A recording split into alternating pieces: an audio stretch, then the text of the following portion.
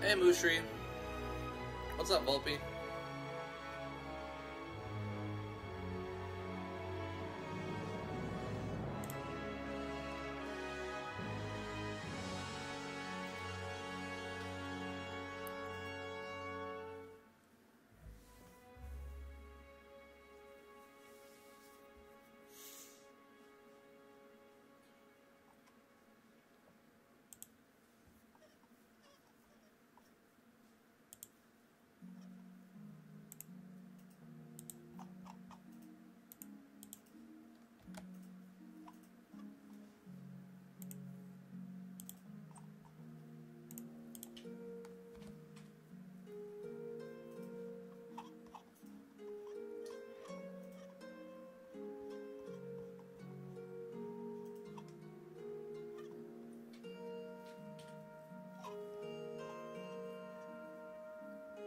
Hey, Bubbly Oasis. Finally up early to start of the stream, for the start of the stream. Good morning, back to you.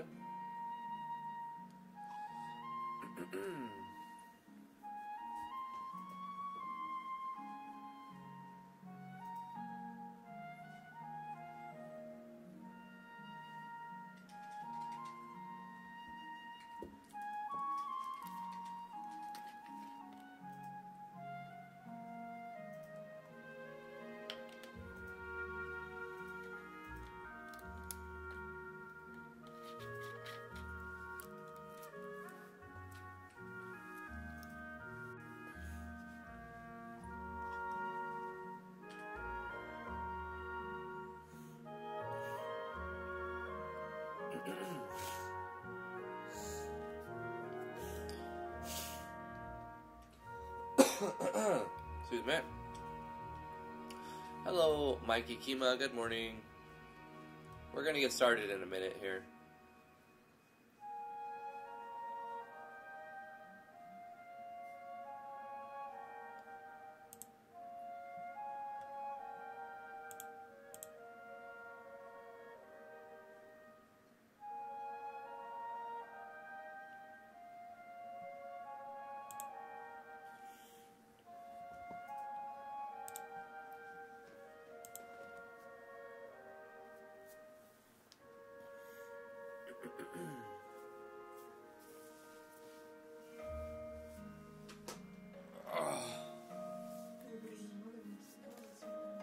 Huh? Everybody and their mother wants to call this morning. Oh, yeah.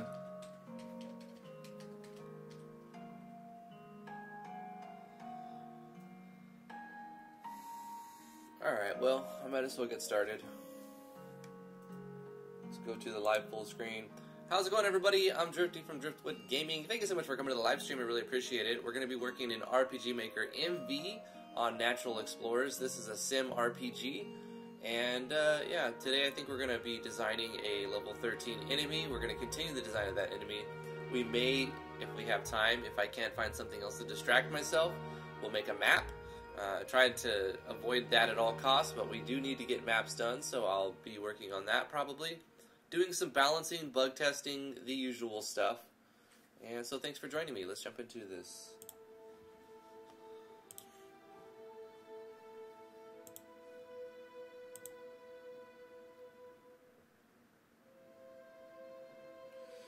Owned shows up and says, "You look like Littlefinger had a son." Who's Littlefinger?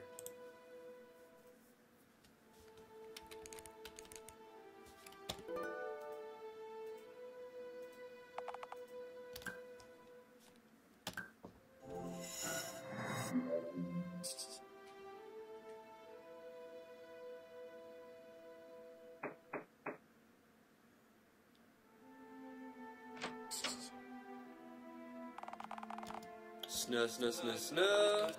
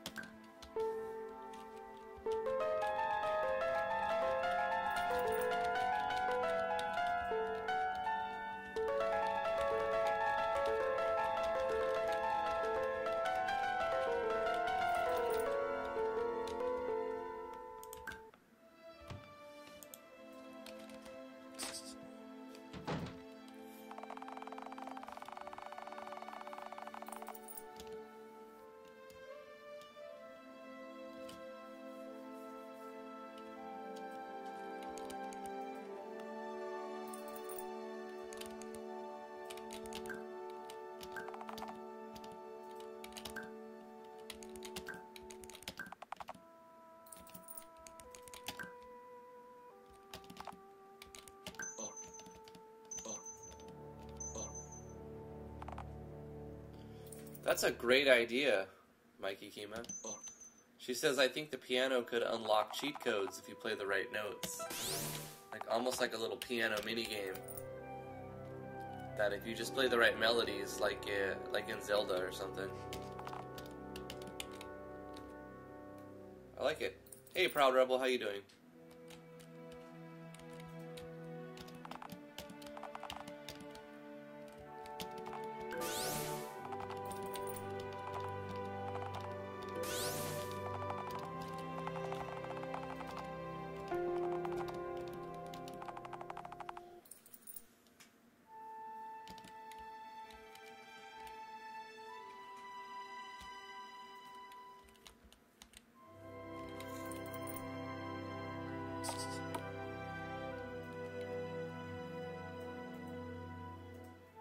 We're doing some bug testing. I didn't really test the battle system or get to playing the battle system yet, so I need to do that. I'll be doing that now.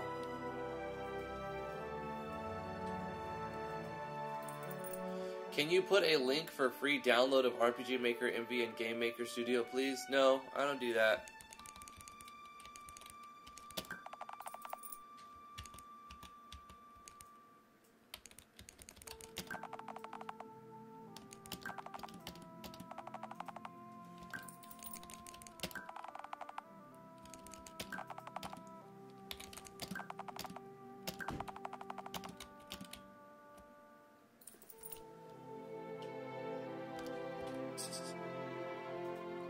Because we need it.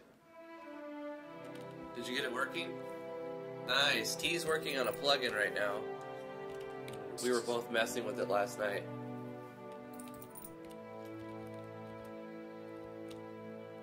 Oh, I forgot I 10x the speed of the auction house, which that's not intended. It's supposed to take 2 to 4 minutes, not 20 seconds to sell. So, I'll fix that. I was trying to find where the problem was coming from, and we figured it out. I made a post on the forum about it.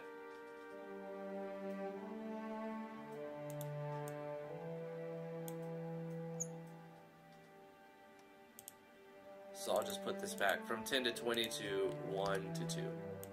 There you go.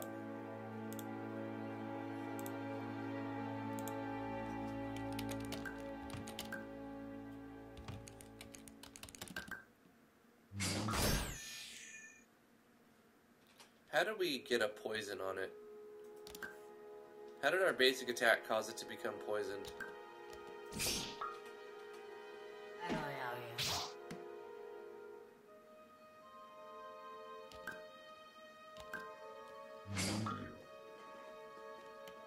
That's weird.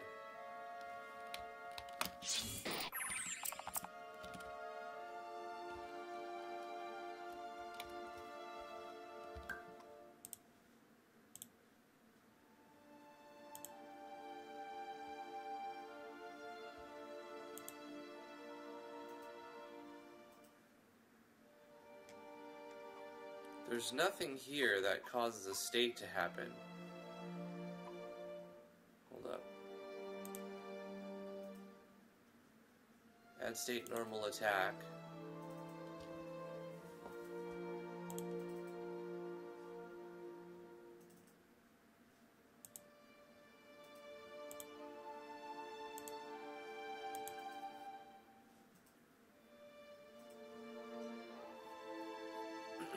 Add state normal attack, but maybe it's changed in the Olivia's battle system plugin or something.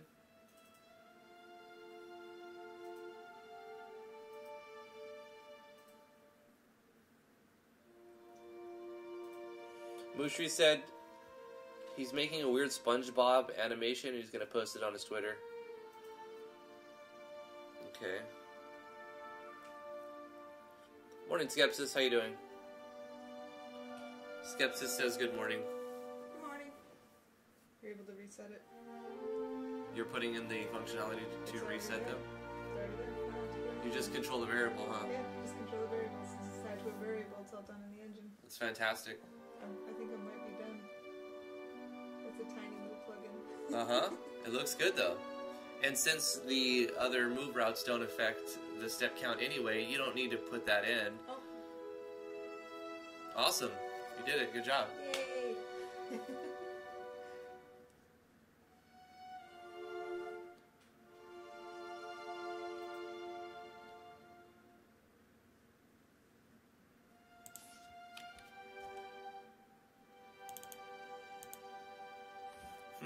Maybe because the attack is considered a normal attack, it's adding the state of a normal attack. But anywhere in the states, it doesn't say that. Like, you know, it's 0. Normal attack isn't defined with it. So it's weird that it's showing an animation for when it adds state of normal attack. Like, it's showing the poisoned state animation. It's so weird.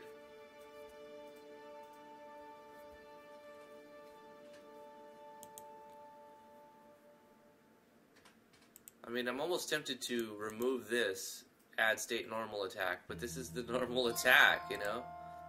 Let's just cut it out. Because I could always go here, state, add state, and make it a normal attack if I want to put it back. I don't know.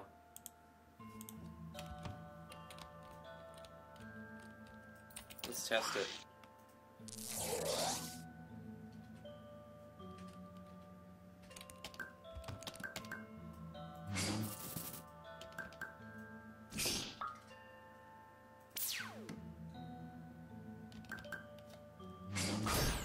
Nope, it's still adding the... Well, maybe it's because I have to restart the game because... Yeah.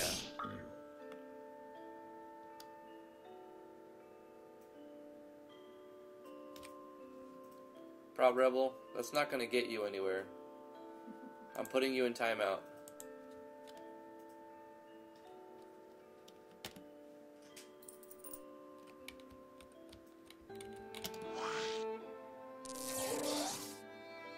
You're in timeout for 300 seconds. Don't go to people's live streams and ask for illegal download links and tell the entire chat to shut up.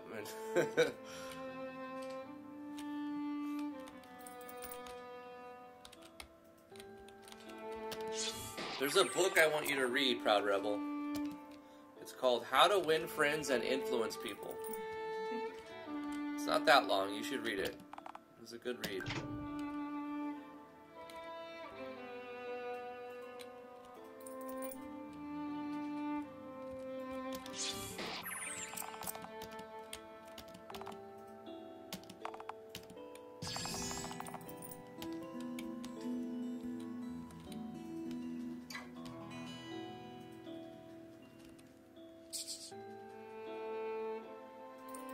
Mikey Kima says, my husband tells me I need to read that book because I'm introverted. I'm also introverted, and I agree with your husband. Read that book.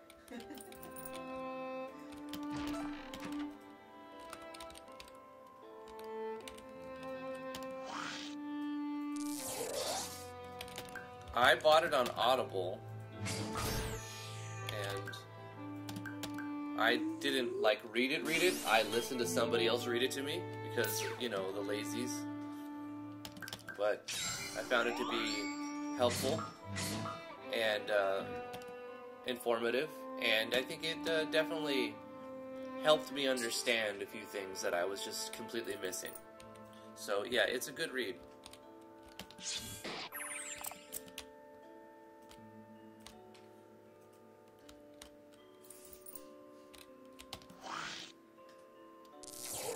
Hey, Royal. I'll let the chat talk about it. Give them something to say. I don't want to glorify. Hey, Ecoman. It's okay. Don't worry about it. I didn't ban him. I just put him in timeout. He can still come and talk. He just has to wait a couple minutes.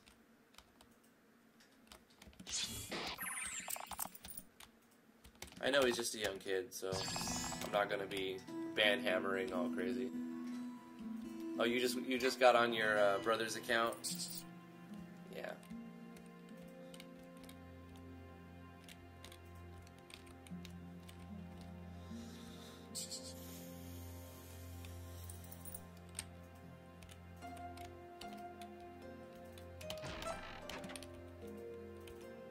Yeah, Ikuman and his brother both live in India, and they're entertaining young kids, but often very, very outspoken.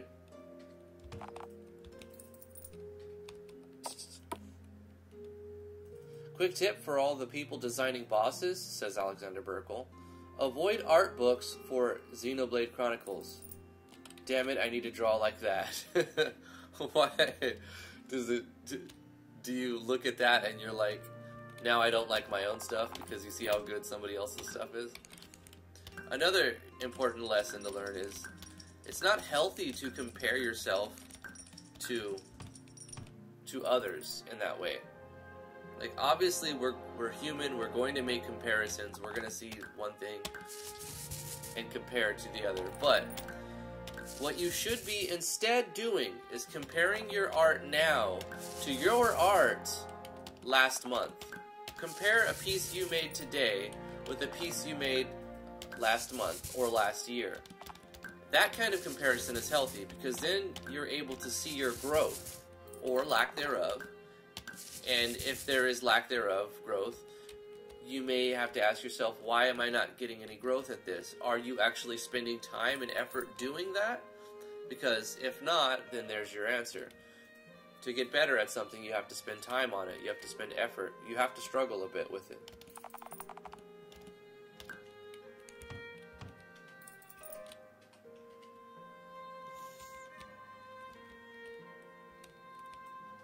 Let's see what the merchant is selling. Oh, he's selling wood. Let's get some wood.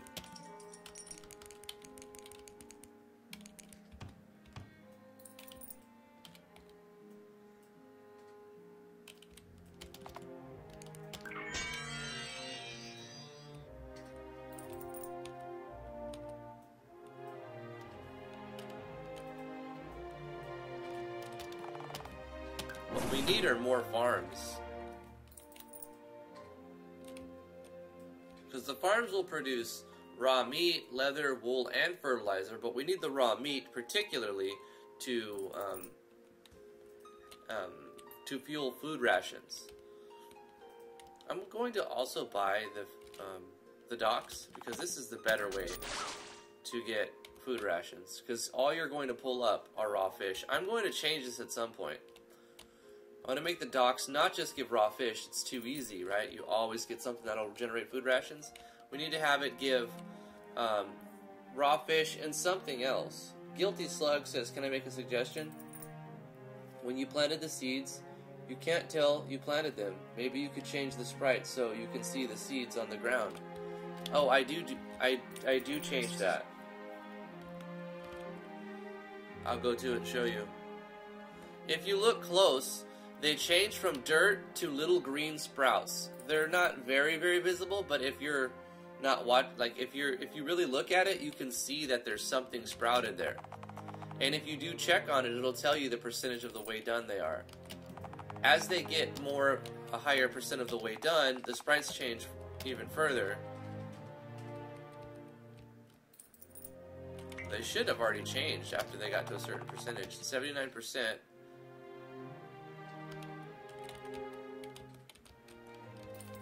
Yeah, they should be going through multiple stages of growth. It seems like they're locked on the first stage, which is, we tested all of this. I hate that stuff breaks. Of course, I did add plugins and reorganize my plugins and do lots of stuff like that. It's a thing that all the systems you design, when you put in new plugins and you take out plugins. Right, I'm starving. Eat some food. Eat some food rations. Yum, yum, yum, yum.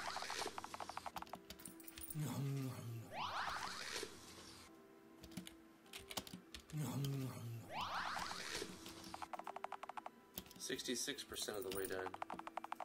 What?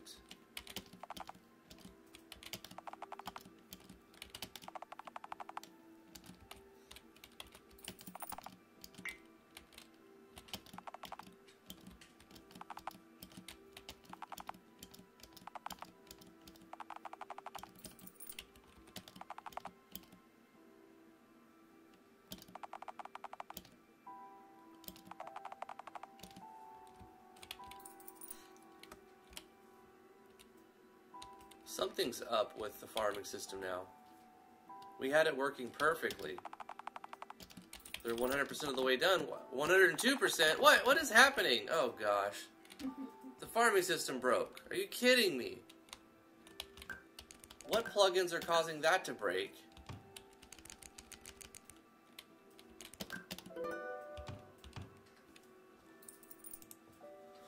Okay. Frick. Bug testing, yay! Well, the thing is, I had it working perfectly. I know. It was working super smooth. You get experience.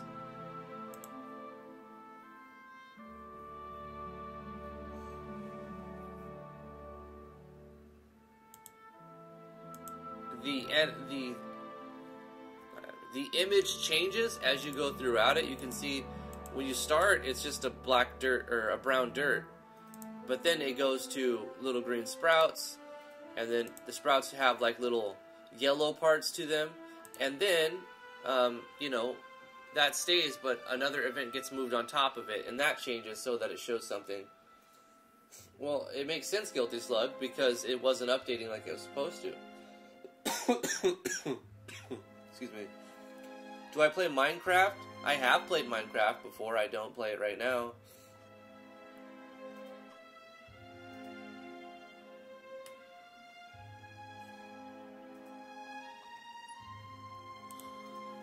Alright, I don't understand. So obviously these events, how it's working are these run-through timers and lots of switch that happens as a parallel process. And then after it hits 100%, this event gets moved over here, and then... So that's not happening. It's not getting to that point. And it's actually not getting past this point.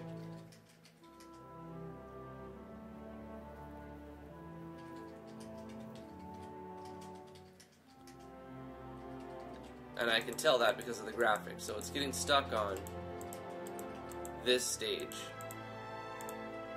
What's happening in the common event? Well, I don't under. It's so frustrating to me right now.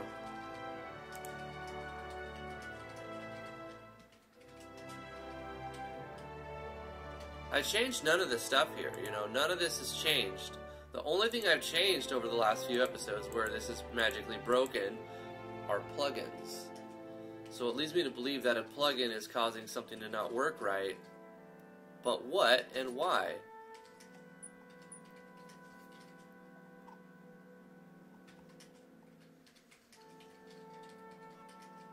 I mean, what's really happening? Nothing. Like, this is all very, very basic stuff. Controlling a variable, checking the value of the variable, checking the phase of something, which is another variable. So we're using a variable as a timer, a variable as a phase shifter.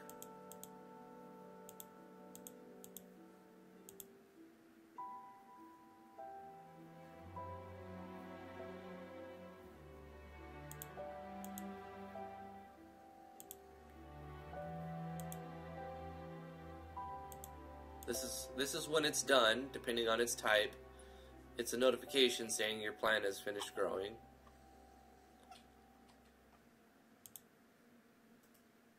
Turn the switch off when it's done growing.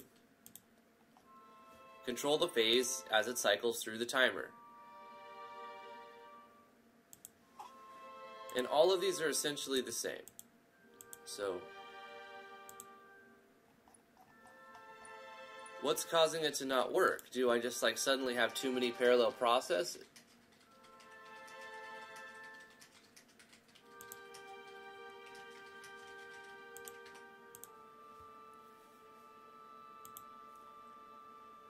Okay, what I'm gonna do is start my player right here. No, I need all my other stuff working as well, so I have to go through the intro scene. But what I'll do is I'll put a chest. I'll just put a chest right here. No, I don't need to do that. I can just add it. No, because then I can delete it quickly. Yeah, alright, whatever. It doesn't matter. I'm going to put a chest with some items in here with some seeds.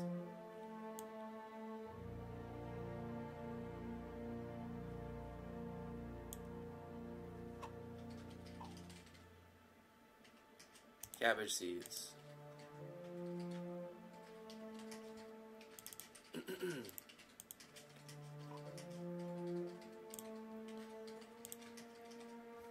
Alright.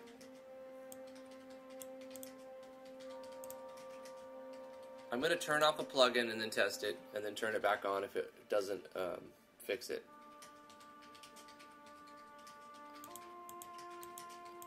And I'm going to keep doing that, turning off the newer plugins I've added, and running through the system again to see if turning off a plugin fixes it, and then I can isolate what's causing the plugin, or what's causing the problem, which would be the plugin at that point, and then we can look inside the plugin if we need to figure out what's going on, or we can look on the forums. Okay, I'm going to turn off the Core Updates Optimization plugin. The desktop optimization.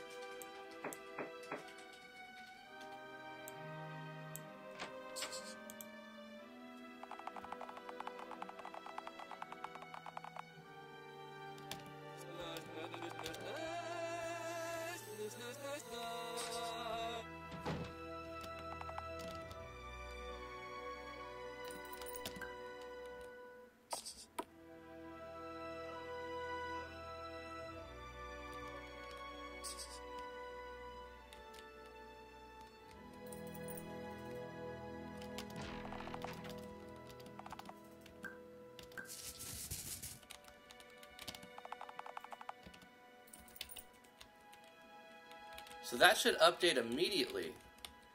Like after you plant something, it should switch from dirt to something else. 10%, 13%. So like you were right, Guilty Slug, it doesn't show that it's done anything, which it should actually. Like it did. Yeah, definitely not working right.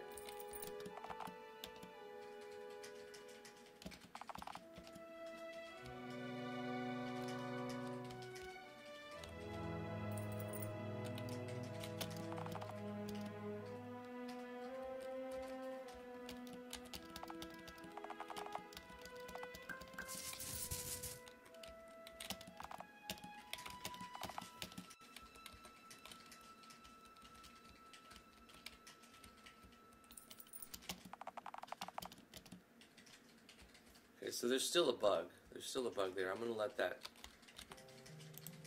continue. And I'm going to turn this back on. This is not what's causing it. What else did I change? The save core and the autosave.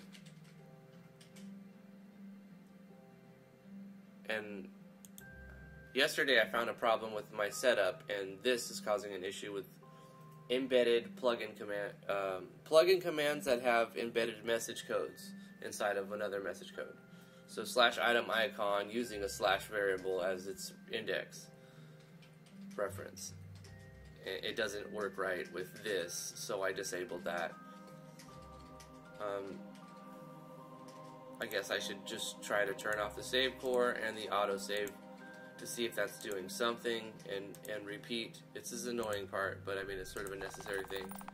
61%. No, it's not working right. It's supposed to show. It's supposed to show. Okay, let's try again.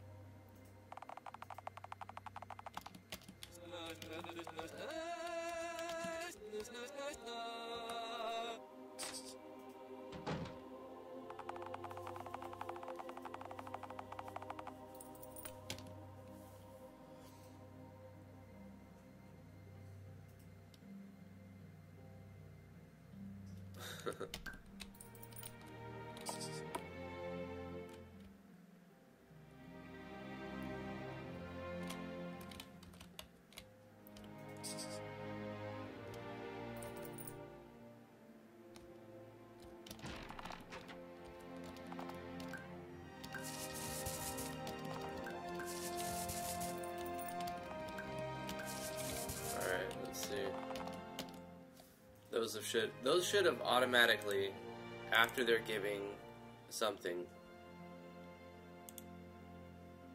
controls a variable and a switch.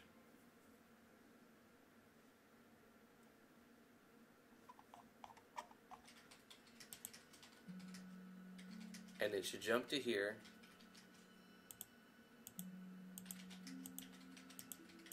Okay, so it takes a second for it to become green.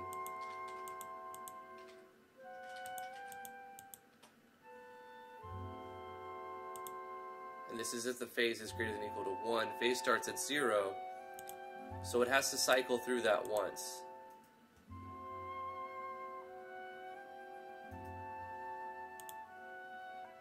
$5,400 frames.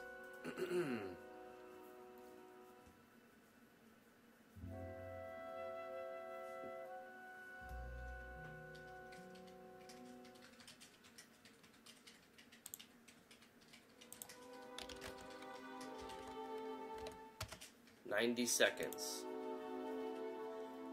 So in 90 seconds, it's supposed to cycle through the phase.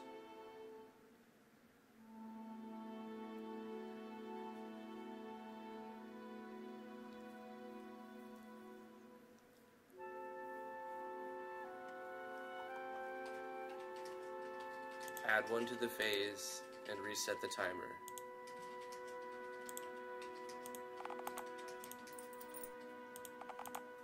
That's not affecting it. It's not the save core or the autosave function.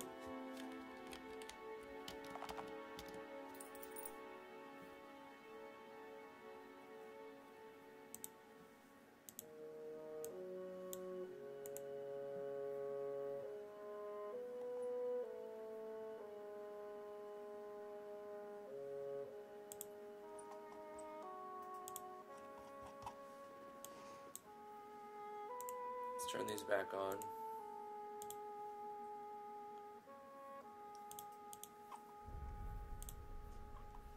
I'm going through and I'm trying to disable plugins that I've added to see if that's causing a conflict.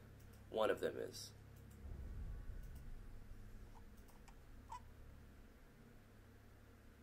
Which is such a basic system, none of these should be affecting it at all. Like, I don't get it.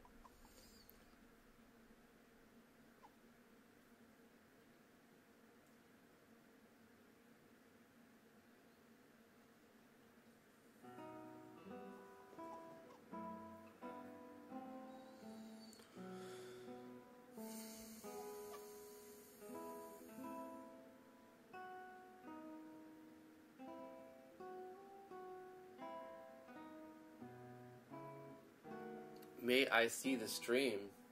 What do you mean, see the stream? You should be able to see the stream.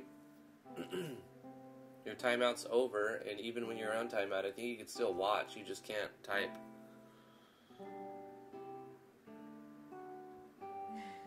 There's another brother. Smart ideas. Huh? Smart ideas. Smart ideas? He says, I'm proud Rebels and Ecoman's brother. Uh-huh. You didn't... 3.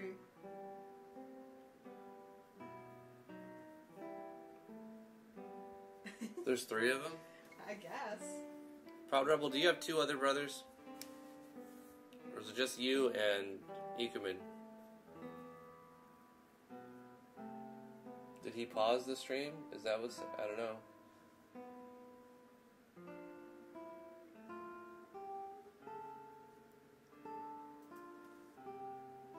He's got 4. There's 4 of them. 3 other brothers. I didn't pause the stream. Refresh if it's loading, buffering. I don't understand this. Like, it doesn't say dropped anything. Like, perfect stream so far. It says.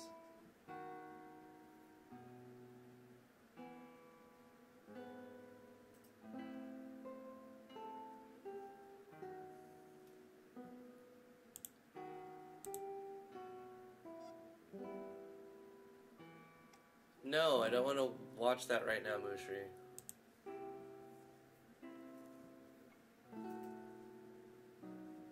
I mean, Proud Rebel probably paused the stream.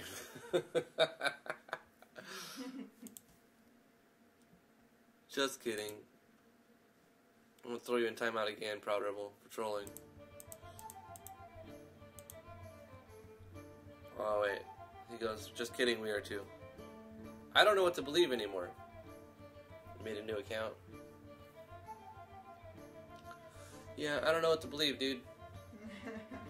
That's not a good way to start a relationship. I thought we were cool, bro.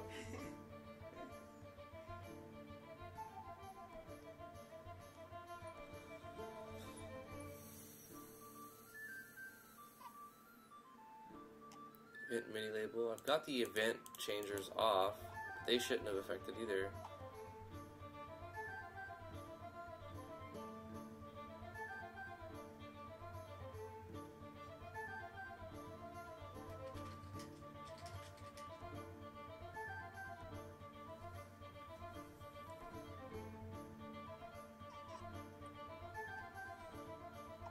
Arena's performance upgrade, let's turn that off. That could have been something. I mean, so far I haven't noticed any other issues, but like I said, I'm purposely trying to find problems, and I found one, and now I'm trying to figure out what's causing it. So we've turned off the Arena performance upgrade plugin. It may have something to do with, like, maybe it's removing these parallel processes that are happening in order to save resources and run smoother. But when your systems rely on them, I don't know if that's something I want. I don't know if it's intended functionality, or if it's a bug, or even if this is causing anything at all.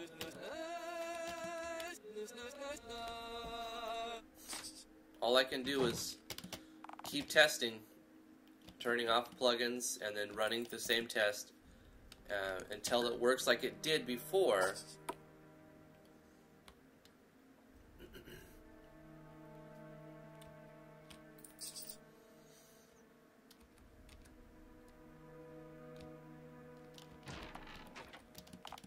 Alright, let's plant some seeds. There we go. 3%. So it's got 4 stages, so after 25% it should switch over.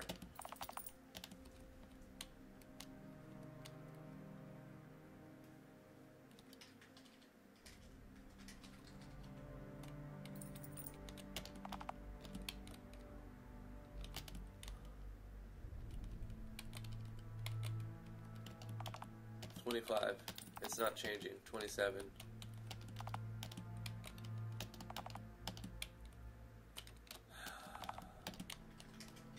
I mean, I'm glad it's not Arena's plugin that's causing the issue, but this also means I have no idea what's causing the issue.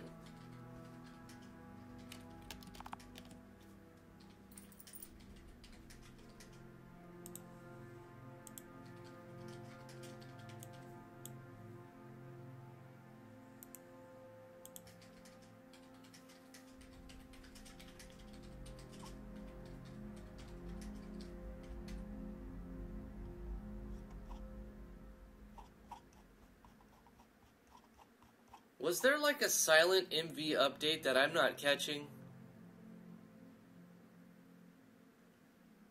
Hold on, let me check Steam. Did MV get updated or something?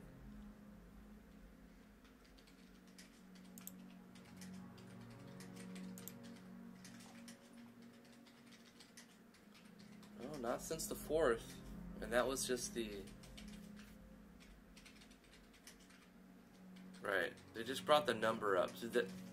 Unless they did a silent update that they didn't, like, make any news about, and it changed something, I figure, like, they would probably make a news article or update if they actually did do some kind of code change, right? I doubt it's that, then.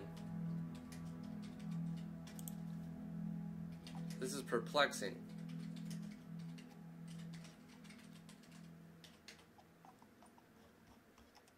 Okay, let's try turning 2 plugins off then. the desktop optimization and Arena's performance upgrade. And if this doesn't fix it, I mean, I'm going to have to reevaluate what's going on with the systems. They're just clearly not working like they're supposed to.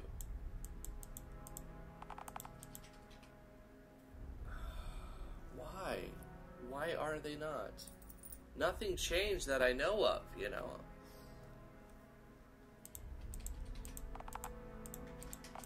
My farming system was working perfectly. Like, I can understand encountering these things while I'm trying to build it, right? But, like, I had it perfectly built. Everything was good. What? Now it changed and it said 25%? It went to, like, 75%. And then it went to 25 and changed phase. But that's not... Okay. You know what? To debug this, I'm going to have to change the timer. Let's do it on just this one. We're going to make it go 10 times as fast for debugging purposes.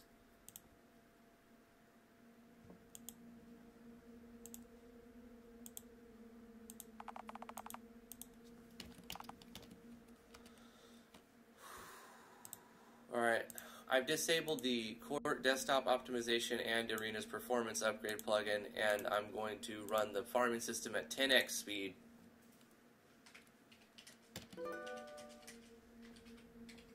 This is not what I wanted to be working on today, damn it.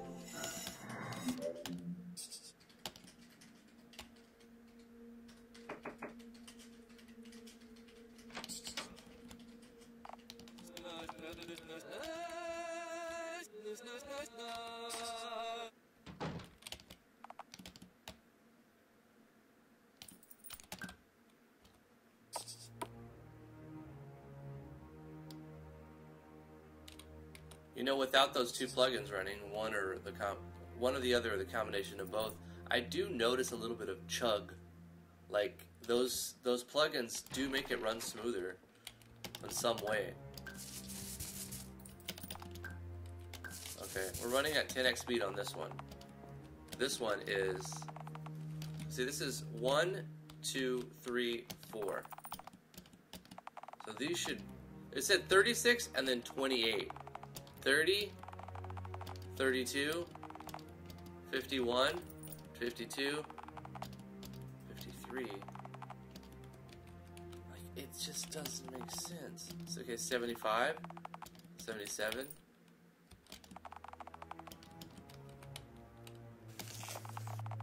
And then they're done.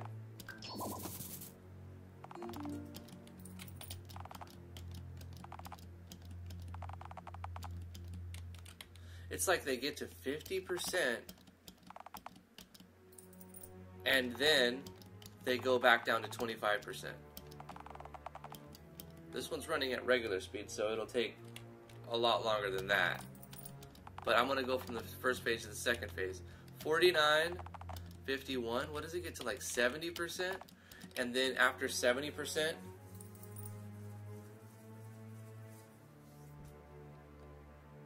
do I have backup saves? What about the console?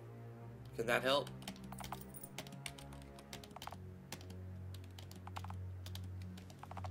There's no information I can discern from the console that... It's just a timer that's going. The timer's obviously moving. And then it went back to 26. So it goes up to 75%, switches phases, and then says 25%. Now this is with the plugins disabled, right? So to rule out that these plugins are doing anything to it, let's repeat the process. Obviously there's still a bug there, right? But we did manage to harvest those things. It didn't lock up. So let's turn these on. Repeat the process, we should get the same results, which will give us the wrong progress numbers, but still result in harvesting.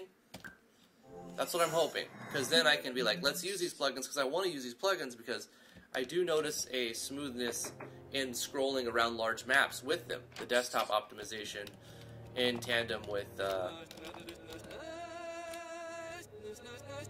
Arena's performance upgrade plugin.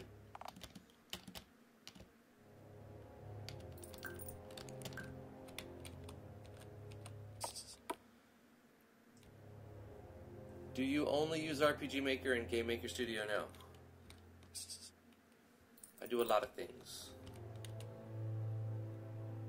I mainly work with RPG Maker MV on the channel.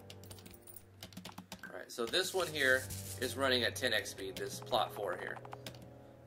And we should get the same results, right? 5% to 25%, and then 25%. Let's go slow, slow, slow. Oh, I know why the number's crazy, because oh no, but this one's doing the same thing, even though it's not.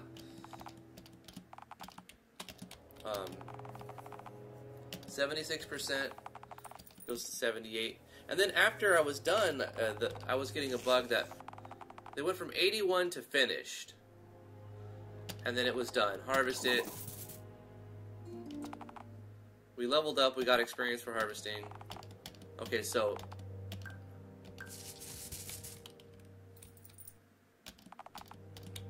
alright. So maybe it has nothing to do with the plugins. But why did it work so perfectly before? We did extensively test it. And it was completely smooth. From 0 to 100%, when it hit 100%, it switched. And it gave you the item that you planted.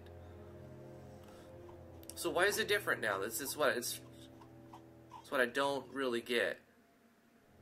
And the reason why I was going to the plugins, because that's the last thing I've been changing, moving them around, and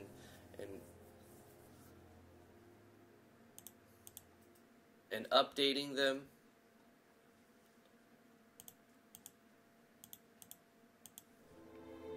Alright, from scratch.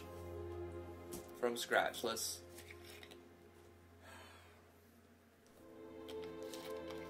I'll pull my damn hair out today. We got text, show choice, what do you want to plant? All the seeds are in hidden item B, so it's only going to show the seeds. What's up, Charles and Nico? How you doing? And then it's going to store the number of the item into the variable of seed selected. If you select that seed, it's going to take one from the party, and then it's going to control the variable to remember what type we're using. If we plant carrot seed, it's going to set 1. If you do potato seed, it's going to set to 2. Easy, right? And then control the switch to say the farm planted switch is on. So it's been planted, playing animation, right? So the next tab, this turns on immediately after that. After it takes the seed and it stores the data. Boom, we start here. This is our report, our progress report. But this home farm 04 planted, and the number's arbitrary because I've got 8 of them. The home farm planted switch is like the main thing that really starts it. And once that's on, it should also turn on the timer, right? So where's the timer switch?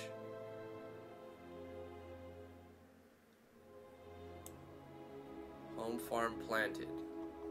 So when the home farm planted switch gets turned on in the common events, yep, that's the switch that toggles the parallel. So as soon as it switches to page 2, the timer starts. And it says, no matter what's happening, as long as this switch is on, add 1 to this variable. And then once the variable reaches a certain number, run a conditional and check what phase it's in. If it's on the highest phase of 3, or if it's on phase 3, then make it set to be phase 4, and reset the timer, play the animation, and then depending on the type, show the gap text for what you got. And then turn off the switch, turning this entire timer off. I mean, this makes perfect sense. This is easy. I don't get why it's... What's giving me problems is, I think, not here, but in the event, my math is not right now for some reason. Because what's actually happening? It's not telling me the right numbers, right? It's not giving me the right numbers. That's really all that's happening. It's actually finishing the event, and the cabbage is being harvested. It's not giving me the right numbers, and then at some point it wasn't switching correctly. It wasn't switching phases. What time is it? It is 11:03. Right before noon. So it's early morning. Or it's not early morning, but it's morning time. And if it's not on the highest phase, then it's on phase 2, in which case it would put it on phase 3 and reset the timer. If it was on phase 1, it would put it on 2, and if it cancel. And if it was on phase 0, which it is by default, then it puts it on 1 and resets the timer. All of this is fine. All of this is correct. The only thing that I'll have to change back here is putting a 0 on the timer so that it doesn't run at 10x speed. But we're going to be checking this one to bug test it, running it at 10x speed. Okay, so this appears to work right, and it starts it, and I plant cabbage seed, I get cabbage at the end, I still get the experience, it takes the seed, like it does everything correctly, but the updating process, right here on page 2, 3, 4, 5, is not right. That's the problem. I think I've narrowed it down. But it did work before. Am I crazy? Am I taking crazy pills? I swear I can go back to the episode where we watched it work perfectly. Anyway,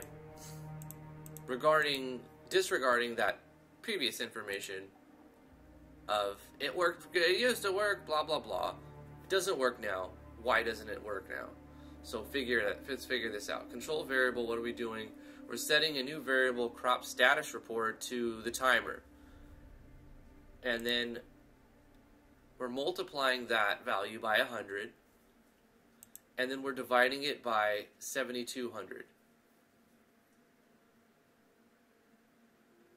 Why are we dividing by 7,200? I tripled the original timers at some point.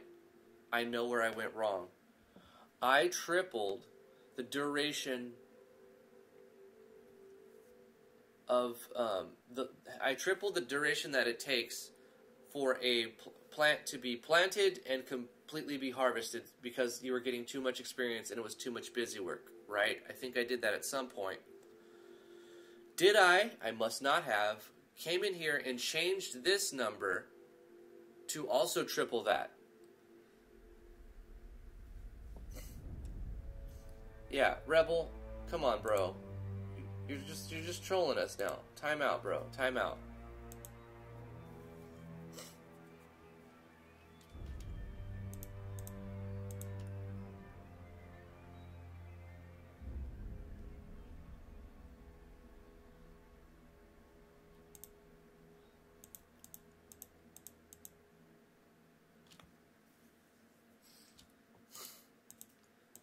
So, essentially, I would just divide it by... If I triple the number, the division should be maybe triple the amount. I had this worked out, and now I can't remember like why I picked the numbers that I did. But I do remember tripling, like that value sticks out to me. So if I have 5,400... Come on, 5,400, and then I divide that by 3, we're at 1,800, that was 30 seconds per phase, so they were going like, and I made it triple, so I made it 90 seconds per phase, and then if we do 1,800, and then we divide that by 7,200, but it's also times 100, that's 25 per ticker. I need to triple this number, don't I? So 7,200 times 3 is 21,600. So let's edit this and say 21,600.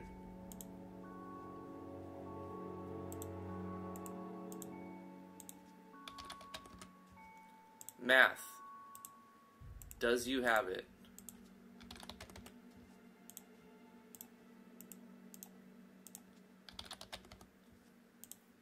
That's the problem. I tested it, and it worked, and everything was beautiful, up until the point where I haphazardly tripled the time that it takes to grow your plant without updating the percentage ticker. So everything's working perfectly like it should underneath the hood, But the readings, the meter, is all out of whack. It goes from 0 to 75 and then back, 0 to 75 and then back, 0 to 75 and then back. So it goes from 0 to 75, 25 to 75, 75 to 50, 75 to 100, and then it finishes. Which is terrible. Like, how do you even discern what's happening, right? But now, it should work perfectly fine. In this instance, I'm going to have to make the timer a divisible of 10 as well. So, for the sake of this testing, I would take a 0 off of this, just so I'm not waiting around for 5-6 minutes to test it. It'll just happen in less than a minute. Yeah? Yeah. If this works, I edit this to 21,600 and edit the other 7 to also use that number instead of 7,200. And then we check our readings. And if we get a smooth 0 to 100% and then harvest time, I know that that's the issue.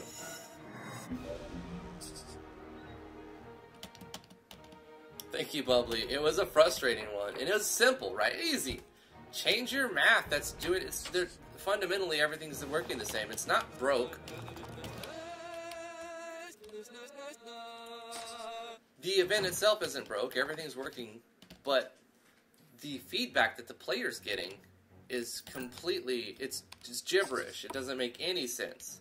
Why does the timer go from 0 to 75%, then back to 25%, and then go to 75%, then back to 50%, and then go to 75%, and then, you know, start at 75% and go to 100. So the only phase that was working correctly wasn't even that, because it would go to 75% and then be done immediately.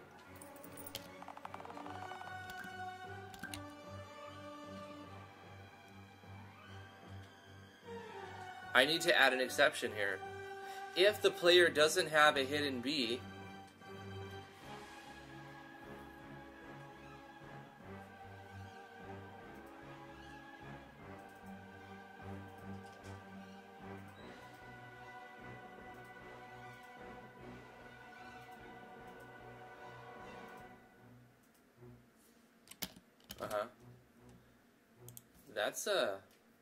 that's dangerous.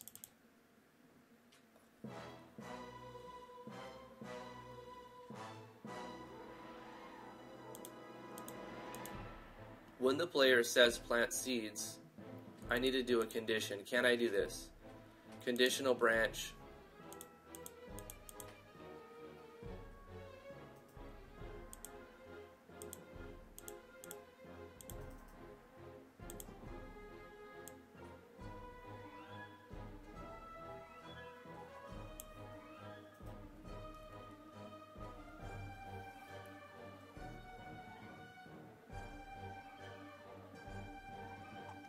So I found 2 bugs within the system. I'm gonna tackle this bug next, but I have to know if this fixes it, because I think it will. This is to fix this bug where you are given the choice a blank option and any option will crash the game. I can fix that. Just make sure that the player has any one of those 4 items, right? It'll be a lot of mundane copy pasting of conditionals inside here, which it's not a big deal. So I can fix that, but I need to test to see if the fix I just did with the math causes the reading to work right. And then I'll move on to the trying to place a hidden B item using the select item function. When you have no hidden B item, that crashing the game. We circumvent that by just disabling the ability to input item when the player doesn't have an item to input. Proud Rebel. This is your last warning. Like, stop telling people to be quiet. Like, you don't have control over them. You have to understand that. This is the last time I'm putting you in timeout, and then I'm going to kick you from the stream.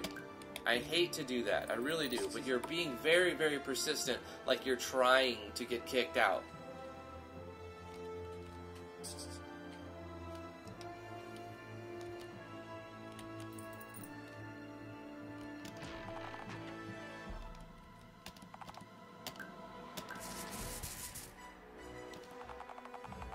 6%, 10%,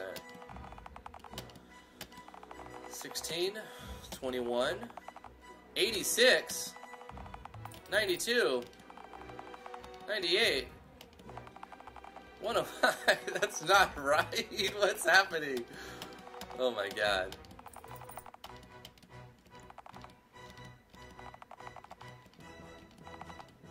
Like, it's still operating the right way, but the number that it's giving is not right at all. Okay. It's hilarious.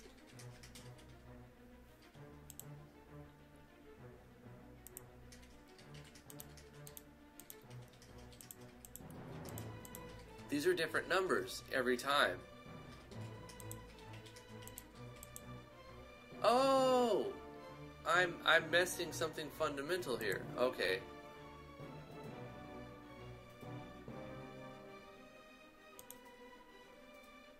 One more attempt.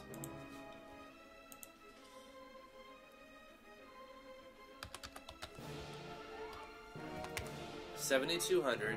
We're gonna set this back to $7,200.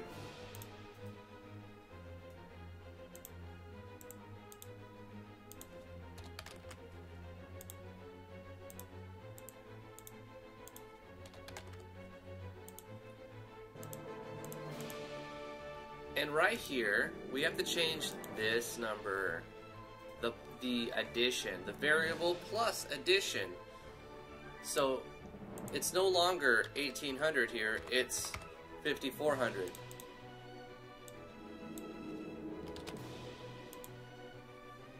And then right here, it's no longer 3,600.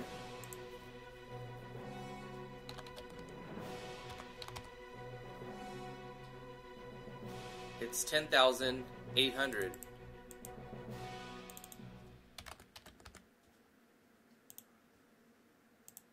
And this one is 16,200.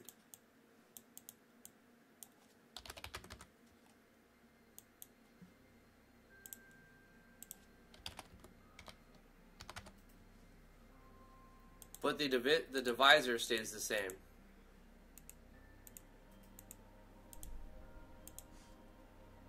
Wait, what did I have it as? 54? 7,200.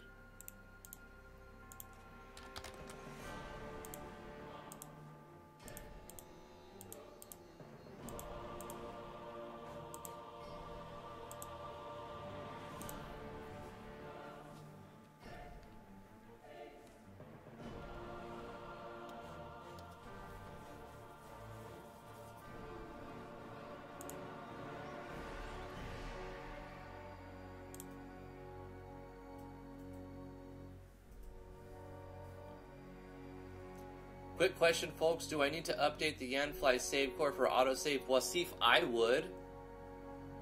Hey, Jacob, how are you doing? Haikai Tadacho, you should also stop it going over 100. If it goes to over 100, just set it to 100 and ready to harvest. Yeah. I mean, if you do the math right, it doesn't reach past 100. I think I found the problem. I found another problem in doing this, so that's good. It's actually a game crashing bug where you present the player with the choice to use a hidden B item as an item, and the player does not have an... If they don't have an item and try to place a blank spot, it crashes the game.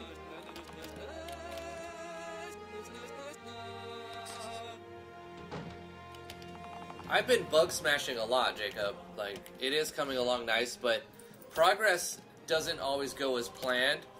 And when you figure out, oh, you got something working, and then you change something else, that thing you change, I'm sure you know this, sometimes breaks the other things that you've got going on. So you're constantly going back to every other system, trying to figure out, does everything still work? Okay, I added this new thing, but does this new thing break 25 other things I put in? Okay, 1%, 3%, 6, 75. Nope, that's not right. 78, 80, 81. 150. Yeah, that's not right at all. Divisor needs to be set to 3 again. Right? Because I think at 3, they're just reading 3 times the value that they're supposed to. So at 300%, it's going to tell us they're done. Nope, 250.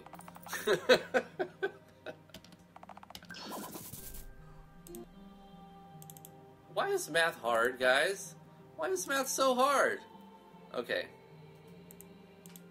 Set this to 21.6 because we're oh, I messed something up because I'm running at 10 times speed. I have to add 10 times less to the timer.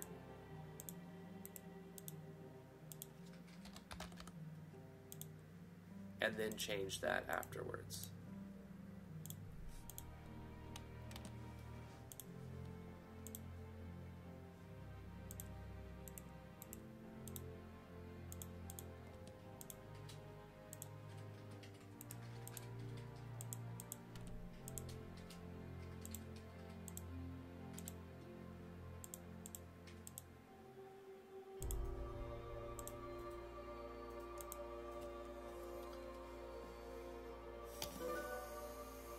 Because it is versatile.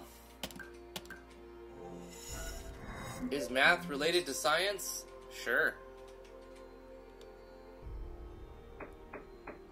I don't math well. I always get a friend to help me math.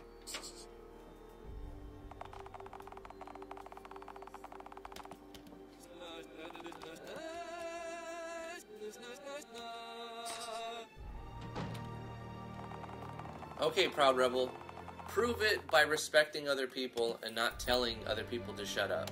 Like, you do know that the more people talk, the better it is for the stream. It shows engagement.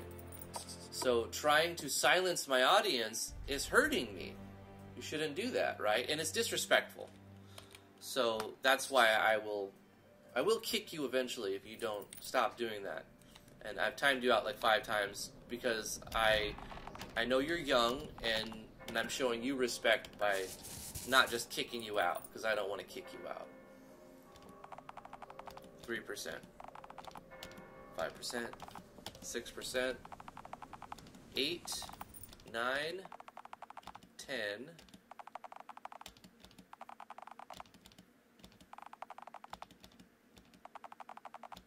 16. I'm worried about when it gets to 25, is it's going to jump to 75.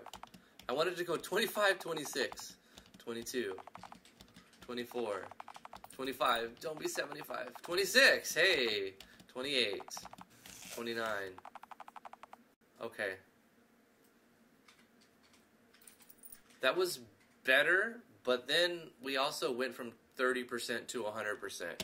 When it hit 30%, it just read 100%. So that's still not right. Still not right. Proud Rebel has subscribed. Thank you for the subscription. Appreciate it.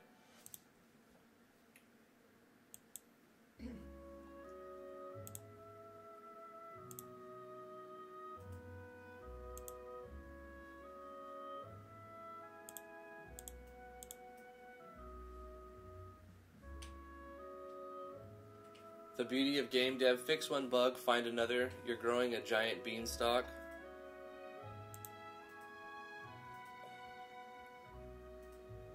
Oh yeah, Jacob. I mean, I don't really expect you to be able to give me the answer because you don't have all the variables. You don't, like, even if you knew the answer, you don't have all the information, so I can't expect you to.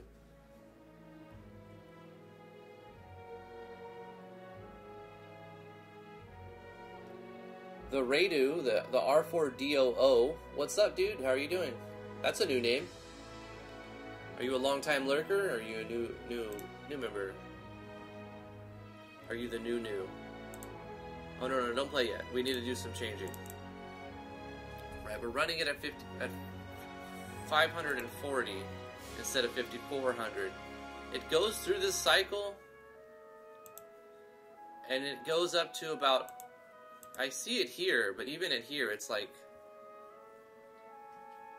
So this would be 720 divided by 3.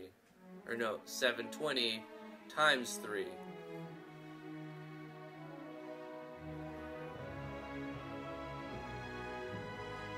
Uh-huh. I need to triple the divisor.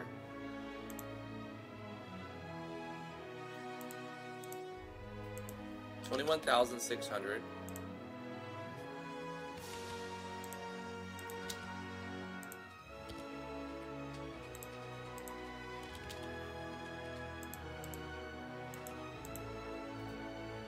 And if it's not that, I'm thinking maybe it'll get to 10% and then be done.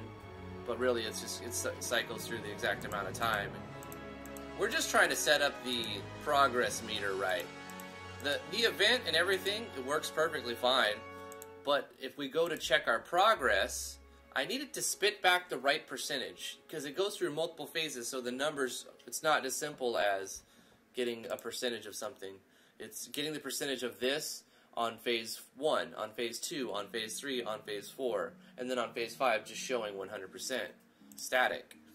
So we're getting essentially four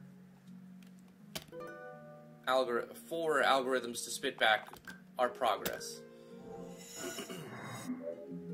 But once I figure it out, I procreate that through the other 7 events. You can't talk about that. I mean, it's just, like, that is not something that, like, that's called demonetized zone, you know?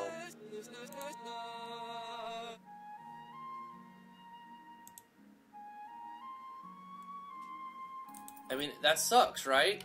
That's the YouTube policy. Proud Rebel.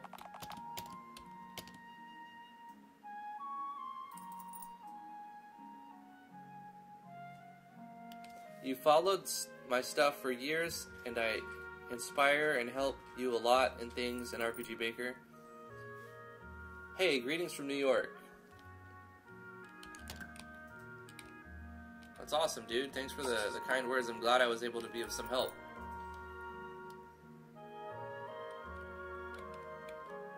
Yeah, you can't do that. That's what I'm saying. I'm telling you that you can't do that.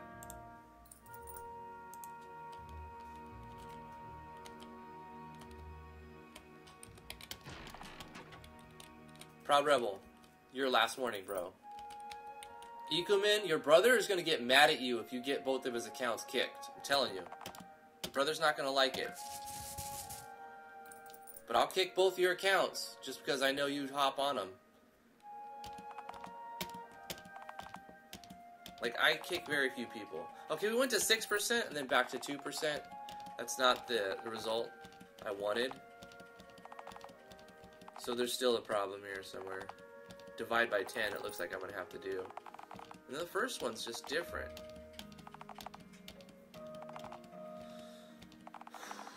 Why is it not working?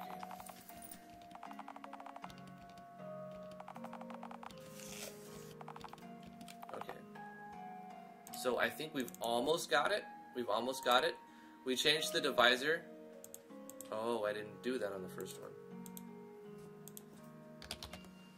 Here, I got it. I'm almost guaranteeing this is going to work now.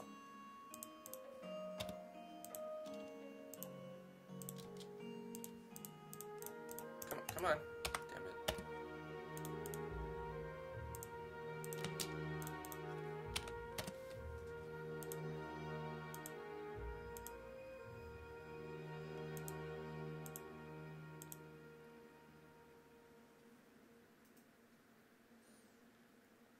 And because of that, I'm going to go over here and on the next one and set it up for the one that's not 10 times faster.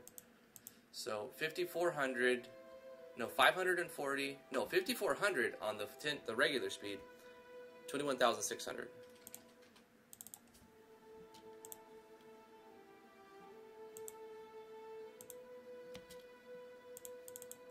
$5,400. 21,600.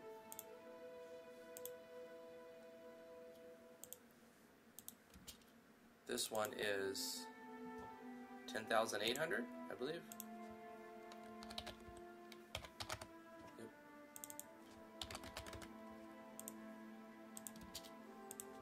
21,600. And this one is 16,200. 21,600. I'm going to test two of these. This is the regular speed one, and then plot 4 that we've been testing on is the 10x speed for debug. This has also got to be changed here though. 21,600.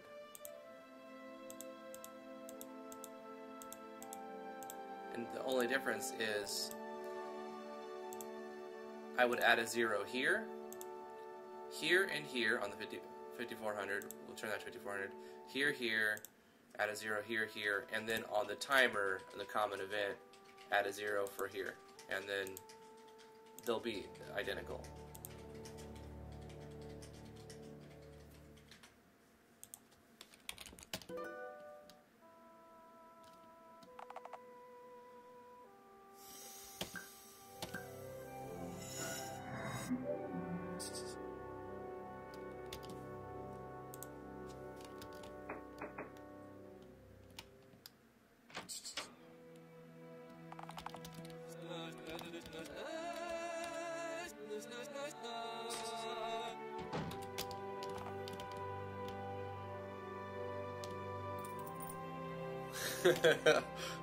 Jacob.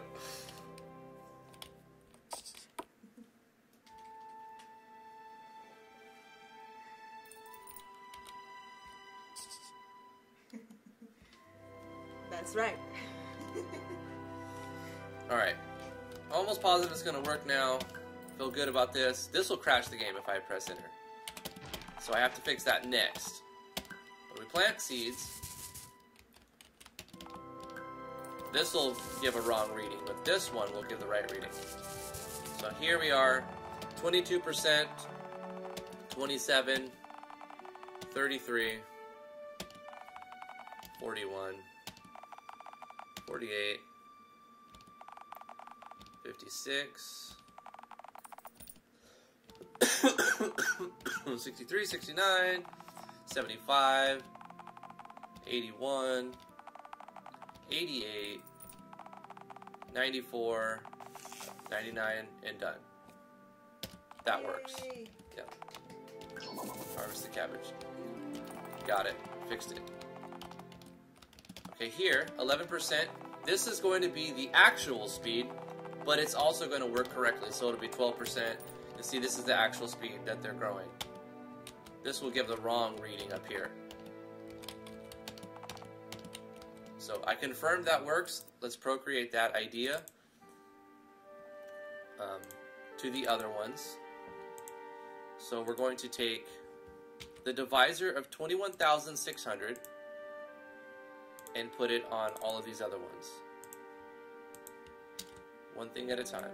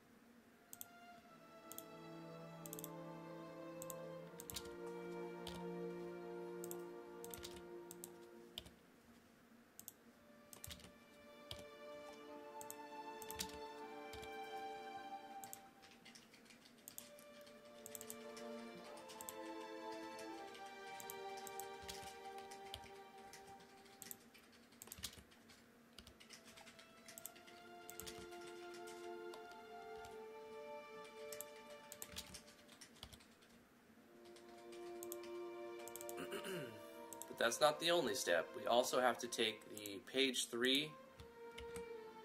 Oh wait, I have to just change these manually. The numbers that I'm going to be using are 5400. Where's my notepad? I don't want to have to get up for this. There we go.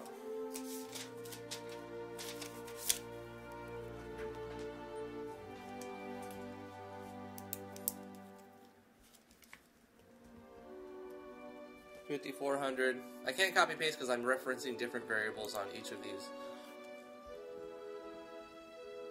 1080. So basically 5,400 times 1, 2, 3. 16,200. Alright.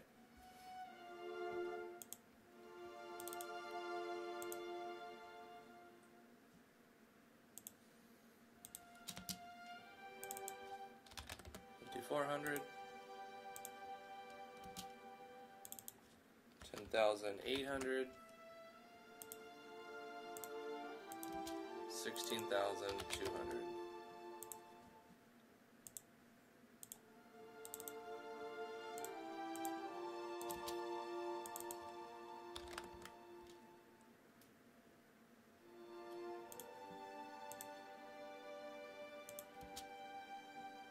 Wait, that's not right. Damn it. It's okay. 5,400.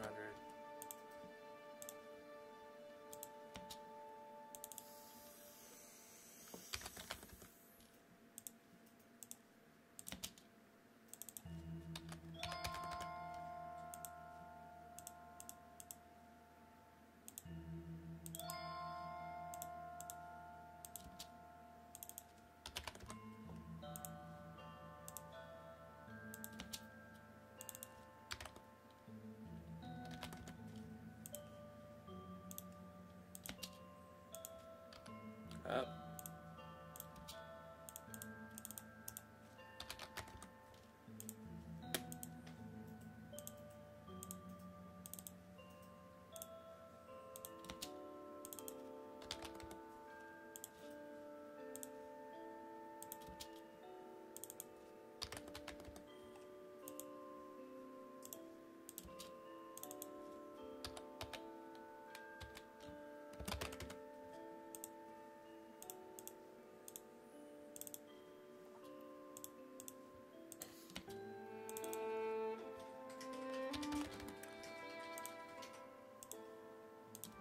You know, I'm really happy with this outcome, actually.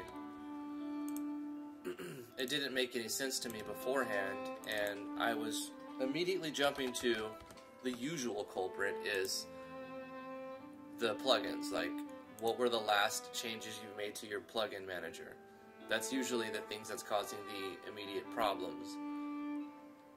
And I'm really happy that it was an oversight issue instead of a compatibility issue.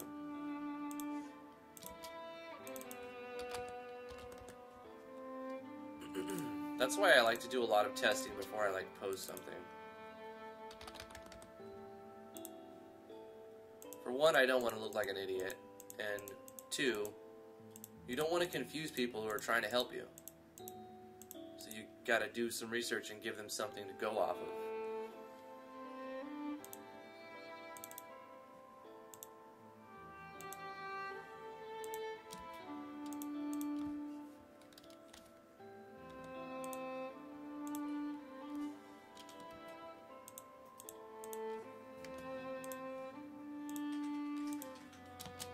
Before you ask for help, you should try your best to figure it out yourself.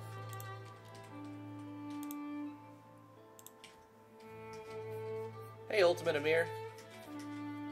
Today we were supposed to do a level 12 and 13 map, but you know me, trying not to do maps at all costs.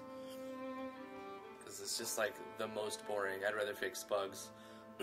We resulted into fixing the displays. The farm, a week ago or so, I tripled the time it takes to fully plant and grow and harvest and get the experience for a plant.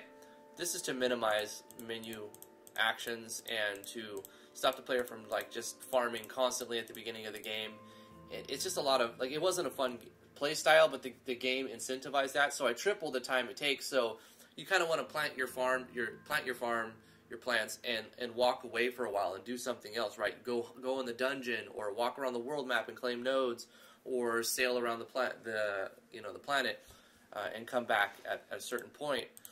Instead of just sit in town, and then by the time you finish one, you could talk to the merchant, come back, and they're starting to finish. Like, that was too quick. But because I did that, I also didn't change the math that's required, and it's not a simple thing as, like, dividing something by 100, or figuring it out, like, so that it's one equation to give you your percentage. It's actually 4 equations per spot, because the way I set it up, is in phases. That's so the image can change throughout. If I had better artwork, even, I could change 1 to 2. So I have the artwork for 6 animation frames, whereas I'm only using 3. So I could add more animation going on in between. So I've set it up that way, giving myself room to add that. But because of that, I had to use phases, and long story short, I had to figure out the algorithm to show the right percentage of how far the plant has grown. So if the player comes up to it, they can check on it, and it says 0 to 100%. Another thing I want to do, now that we have this, I want to show a bar above it.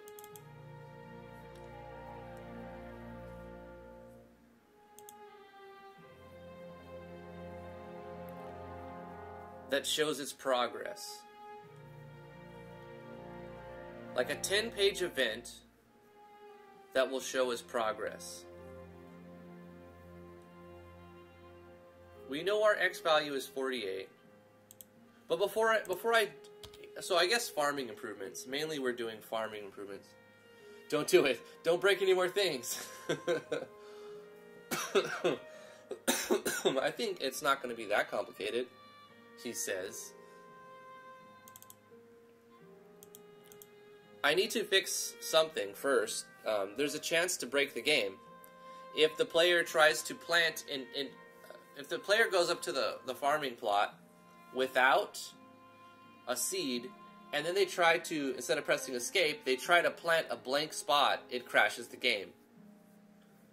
So all I have to do is make sure the player has an item before they're given the option to select item.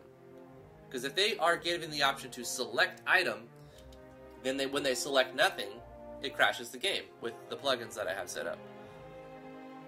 So, simple fix, right? On the first page, encapsulate this section with a conditional that checks to see if they have at least one of, see, I have 4 seeds, so I don't want 4. I don't want to copy paste this entire thing into 4. So I'm going to use a label. So I'm going to put in a label here, and I'm going to call this select seed label, just like that. I'll put a conditional branch above it that checks to see if the party has the item.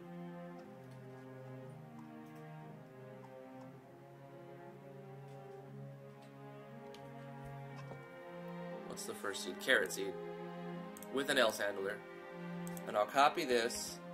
Wait, on the else handler, I need to do something. I need to jump to label end event.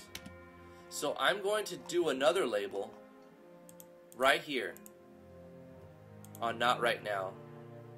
And I'm going to label it end event. This is to bypass the item select item thing.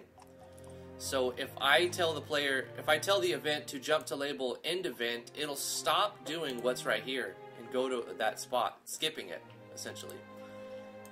So we're going to use jump to label if they have it as well, and except this time we're going to jump to the label I set as select seed.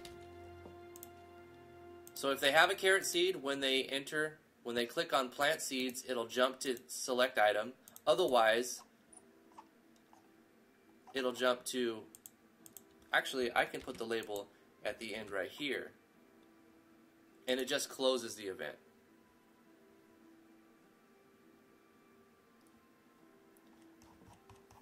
Also, I could show a text that says pop 0, so it's not like a full menu, it's just like a little pop-up. Galv's text pop-up, menu pop-up, custom menu, I forgot what it's called. We just want to let the player know you don't have any, or come back when you have seeds to plant.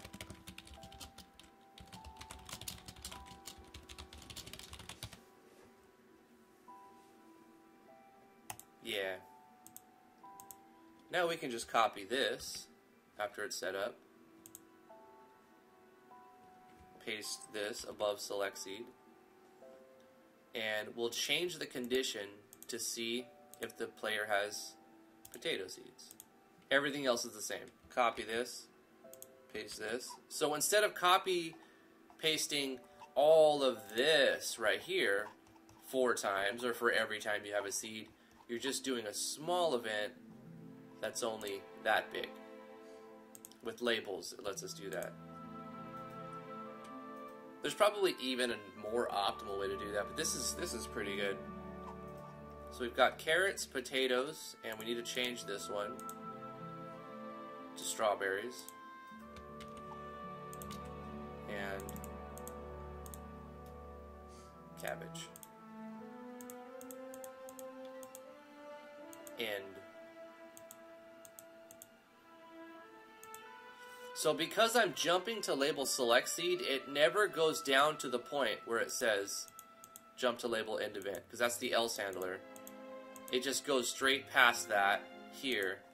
And if I don't have it, it'll say come back when you have seeds to plant, and jump to label end event, it'll skip the whole part where it says select seed. And it just goes like boom, that's it. I think.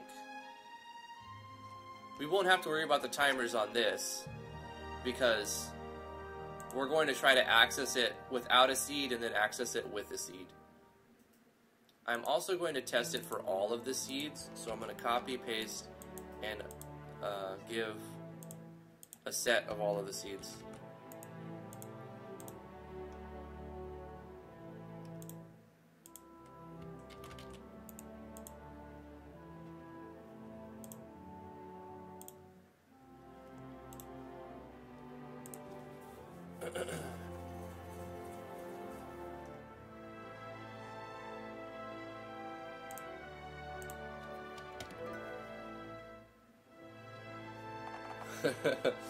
How hard can it be 30 minutes later? Why is my GPU on fire? I don't think I'll have that problem. I recently got a new cooling system. It's pretty cool. An EVGA dual fan closed loop water cooling system.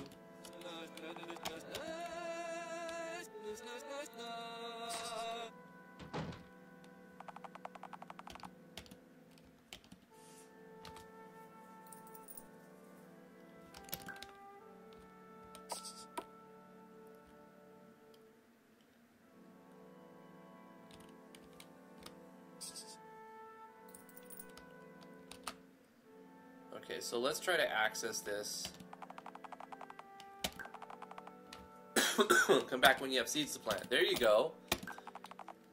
Completely eliminates the... See, this one will crash the game, right? But I bypassed that with the other one.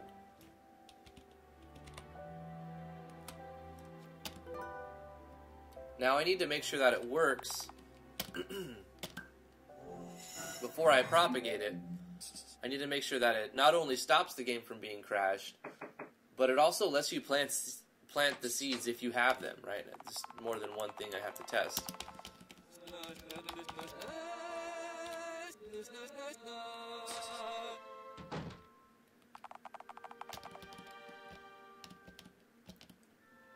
That's when I got mine too. I had to recently replace mine. The fan broke on it, and it was very, very dirty, and I got some duster, but I could only get so much out of it, and it was a 1 fan, and it was a much smaller cooler, and playing Civ 6, like with decent settings, started to really put out a lot of heat, and it just wasn't enough liquid to absorb heat, like, for the amount of, I don't know, I probably could have rewired a new fan onto the one that I had, but I was like, I don't want to mess with it. I just took off my other one, and I looked at the lifetime, and it lasted about as long as it was, like, supposed to last. So now it lets me plant seeds when I have seeds. And it won't go fast anymore because I've reduced, What? You gotta be kidding me! How did it go from 1 to 25%? Oh no. What did I do? 50%? Okay, this was the weird one, right? This is the one that was weird.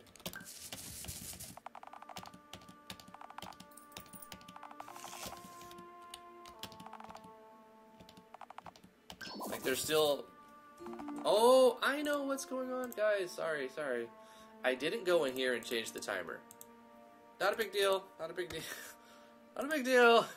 Nothing to see here. Everything works perfect. There we go. So it's trying to... Yeah, I'm passing in 540 and it's looking for 5,400. So that's the problem. Not a big deal. Wrecked.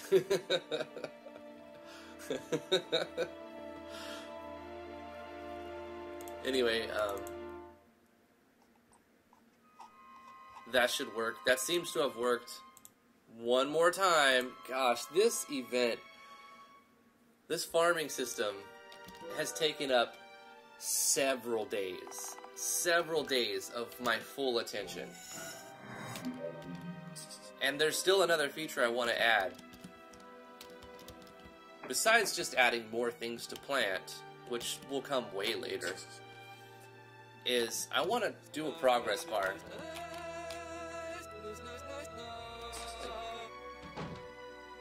Sell this game? Well, I'm going to sell it. That's why I'm kind of like focusing on all of these details. Absolutely. Are you timing with variables? Yeah.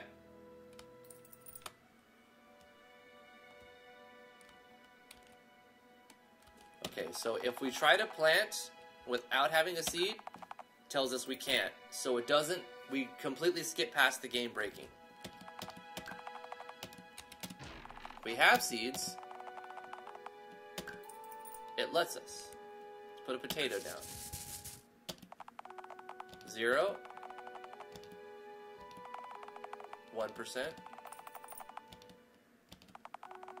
2%.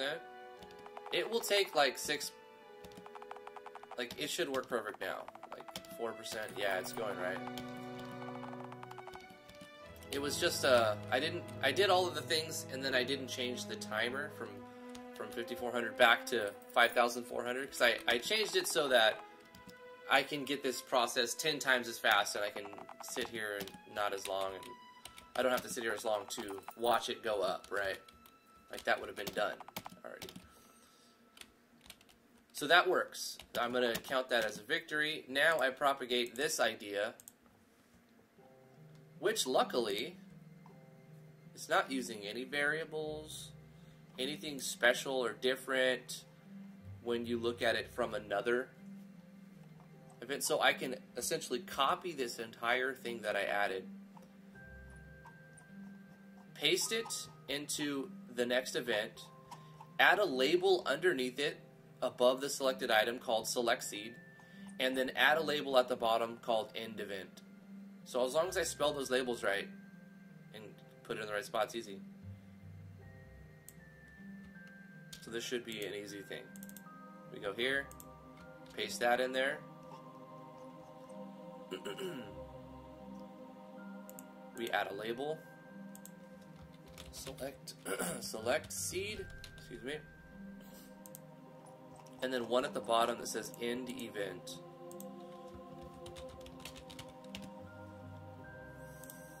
spelled it right.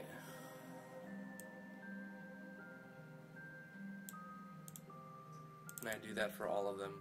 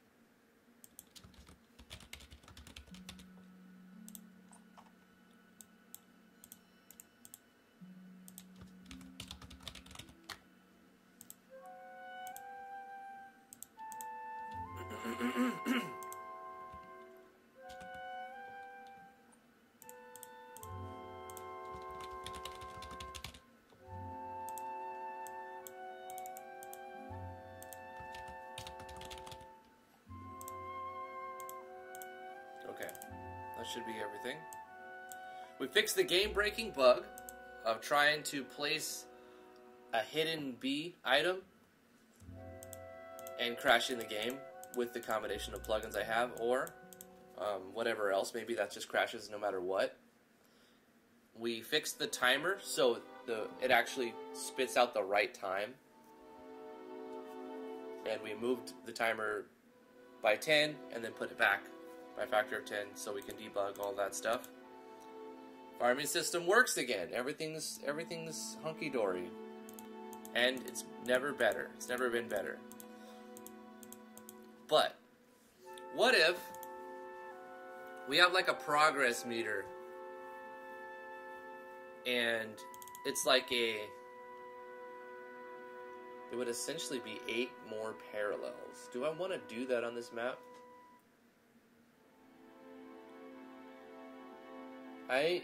Jacob says, I use variable timing for my monster respawn events for monsters and other things that need respawning. Monsters respawn events for monsters that respawn for the respawning events that respawn the monsters. Good question, Anthony Browning. I'm sure Drifty is avoiding that somehow. What did I miss? Will the event end if you don't have the first seed it checks for? That's a great question, Anthony. I think it will. I think it will.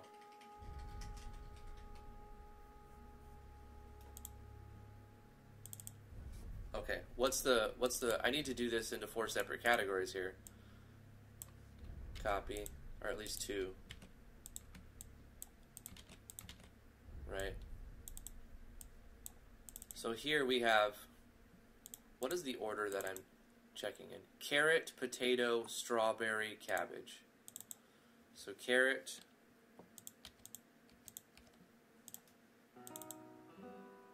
potato, strawberry, cabbage. It will certainly do that. If you don't have carrot seeds, even if you have potato seeds and strawberry seeds, it will just end. So we have to do nesting conditionals. And I just propagated all of them. Great. Thank you, Anthony, by the way.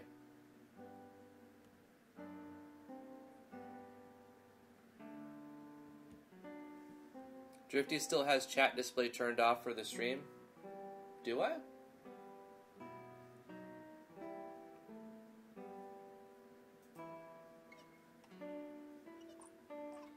You know, that's supposed to be a... Ah, I think I turned it off for a different reason and meant to turn it back on. Twitch chat, YouTube chat.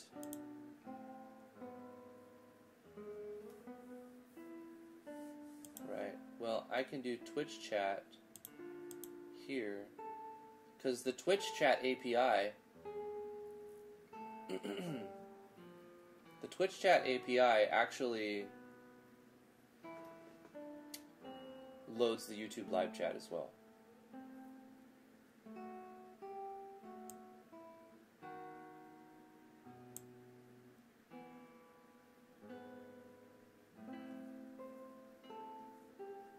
Happy birthday, Charzanico.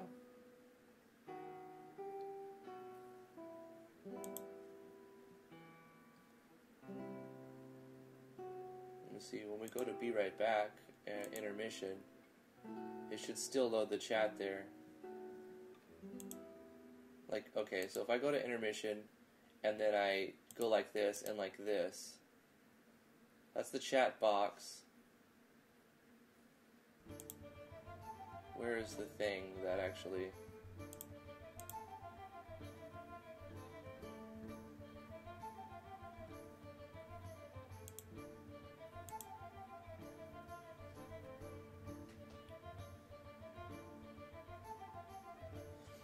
Twitch chat was supposed to be on. I don't know why it didn't load. For some reason, it wasn't loading, and I toggled it off, and then I turned it back on, and it just reloaded the whole API. And it just spammed all of the chat.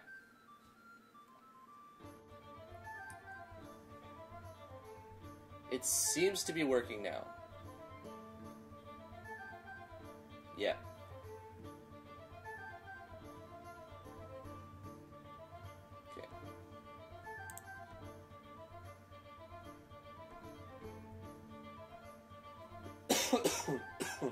Excuse me.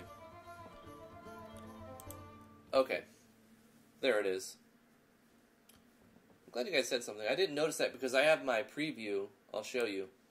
I keep this like this, so my preview is small. It minimizes the resources that it's using, but mainly because when somebody does something like subscribes or follows or something, I have to click a button right here that says accept. That way, if somebody tries to sub, unsub, sub, unsub, sub, unsub, like, you know, to spam some text, I can just, you know, decline that, and then it won't show. Or I could just do nothing, and it won't show until I click accept. Some people just turn it off because they don't want to deal with that. But I found a way to still show the pop-up, so if somebody donates, it still shows it. I just have to click accept first, so that's fine.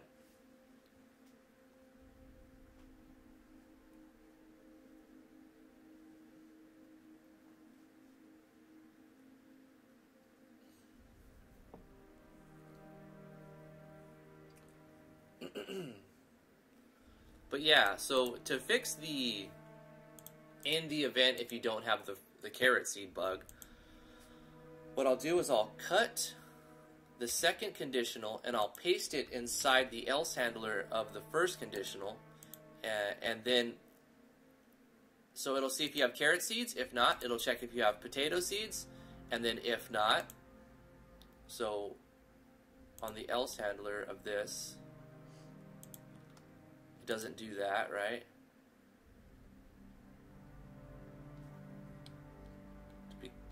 Make sure I'm doing this right.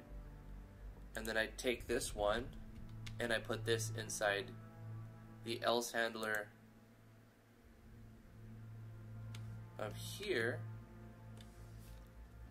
Right? So if you have carrot seeds, jump to the, otherwise if you have potato seeds, jump to seed select. Otherwise if you have strawberry seeds, jump to seed select.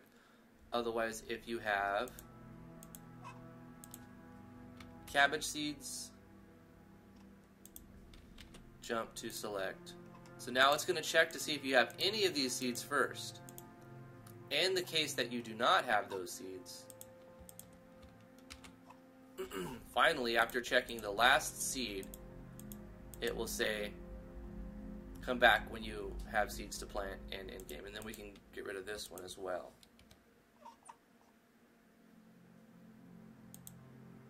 So the other 3 else handlers don't say jump to end event. Only after it's checked to see if you have all 4 seeds and you don't have the last one, it'll say come back when you have seeds to plant and then jump to the end event label. This looks right. Let's test it. This is on plot 4. If this works as intended, then we'll repropagate that throughout the 8 events. Holy seed select, Batman. I'm Batman.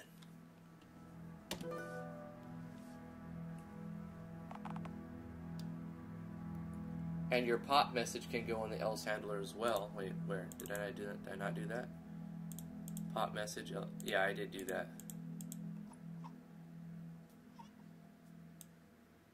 The labels can stay the same though, so I won't have to remake the labels.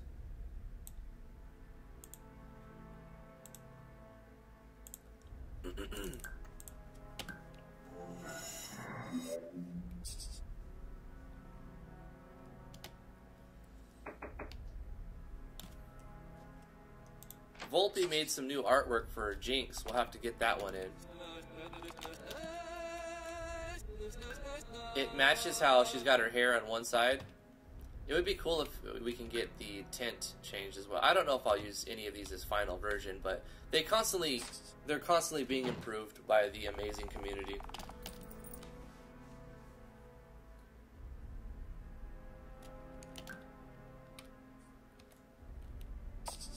Volpe 2 OP, please nerf. Charzanico says, Drifty, would you accept my request on how to make a quest board with Yanfly Quest journal plugin?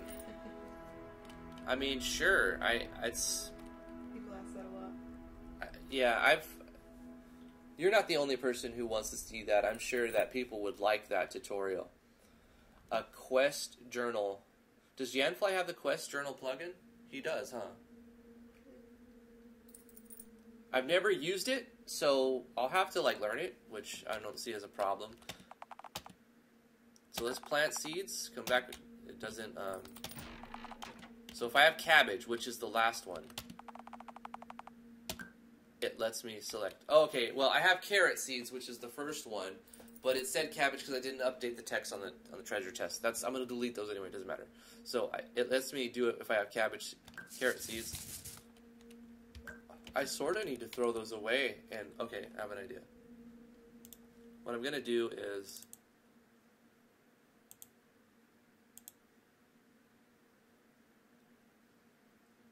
Can I just start here? Up, and then back down? I know there's a lot of things that are going to be taken into consideration, and it may not work because of one reason or another.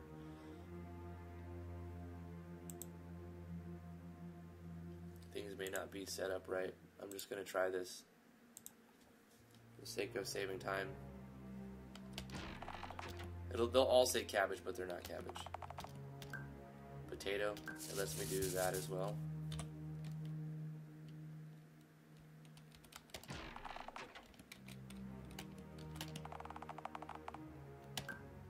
Strawberries, it works.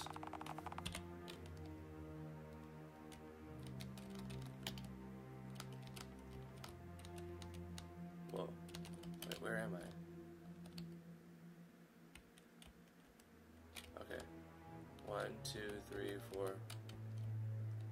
1, 2, 3. There we go. It's kind of harder when I don't see myself. And finally, this one will be the cabbage. And it works. Okay, good spot, Anthony Browning. Thank you so much for that. We fixed it. We tested it. Now we can take this version, delete the other version. Everything in between when plant seeds and label.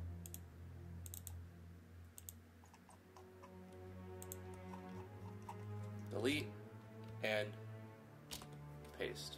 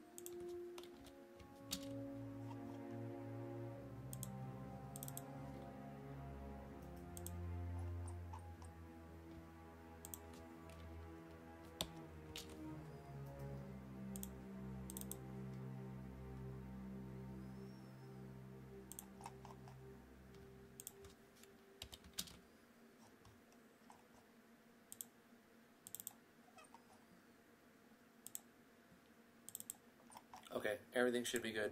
We fixed the game breaking bug, and we handled the exception of jumping if we don't have, you know, the seeds in order. So it looks for all of them before it jumps to the end event.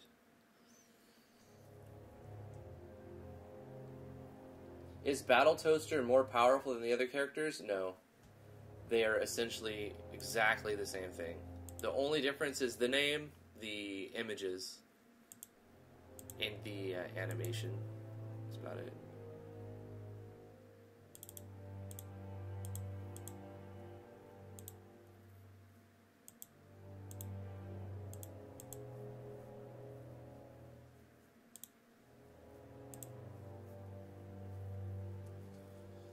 So my other idea was to add an image, right? I'm going to have like a set of images that will change depending on a variable.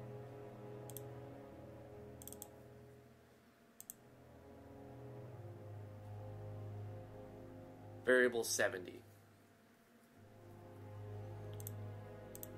And that's for that one. This one will be variable set. They're all 70.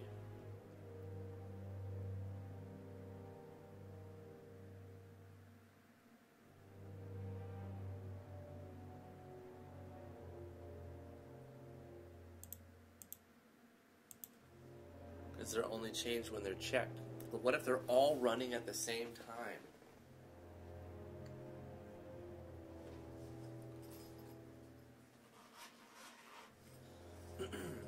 So if I wanted to do like an event, like imagine an event right here, and it's got 10 pages. And the first one is an empty bar, and when that variable returns anything, the percentage returns anything from 0 to 9, it just shows that. But then when that variable becomes 10 or greater, it shows the next one. And then when that variable is 20 or greater, it shows the next one. It'll read from the top down, so we have to start at 0. But the thing is, I'm using the same variable to check the current position, the percentage, right? So I can't do it that way because these are only checked when they're accessed. And that's why I can use the same variable, because there's no way the player can access all of them at the same frame. So I have to use a different thing besides that variable, 70. I would need a separate variable for each of the events. I would need 8 variables. 1 for each event. Which this is not that hard. But I'd have to have it being handled in a parallel process. So it would be handled in here.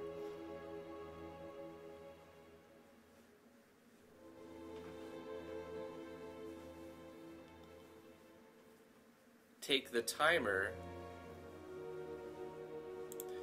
Wait, essentially, I would do the same thing. The same equation. Yeah, I would do the same equation. But they would all have their own variable.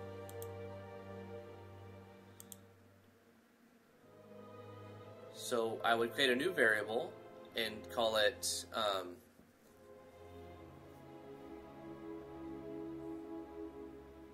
crop progress bar, and then set it to the timer for each one, and then multiply that by 100 and divide it by 21,600. And then when that variable becomes, then I run a check, and if that variable is greater than something, we switch. We use the variable itself as the page condition. So I won't need a conditional branch.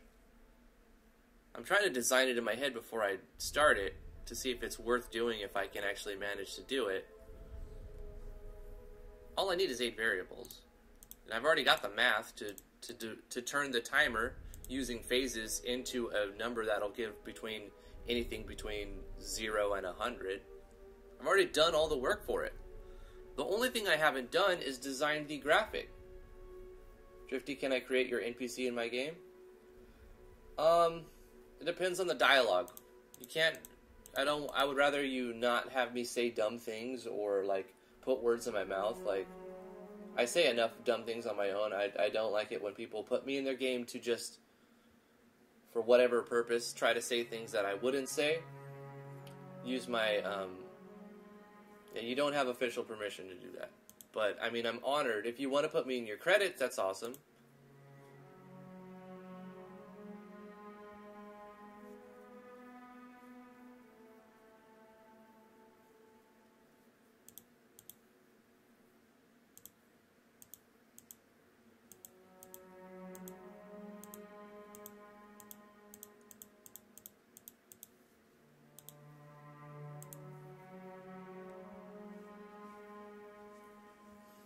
Okay, so the artwork. I would need some artwork.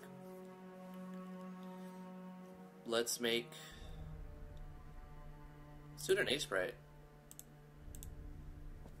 This is going to be a 48 by 48. And it's just a simple progress bar.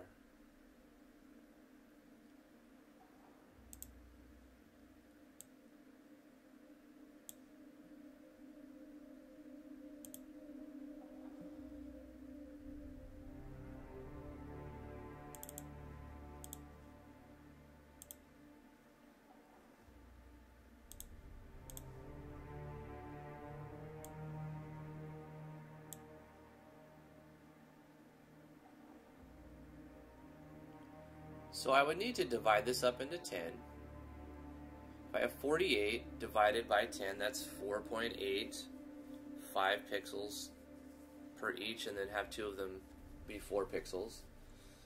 So 5 times 8, and then 2 times 4. Okay. So 2 of the 10% will be represented as 4 pixels, the first and the last, and then all of the others will be represented as 5 pixels. I'm going to go like this for now. 1, 2, 3, 4. 1, 2, 3, 4. So that would be the first 10%. 1, 2, 3, 4, 5. 1, 2, 3, 4, 5. 2, 3, 4, 5. 1, 2, 3, 4, 5. 1, 2, 3, 4, 5. 3, 4, 5. 1, 2, 3, 4, 5. 4, 5, and then 1, 2, 3, 4. Right.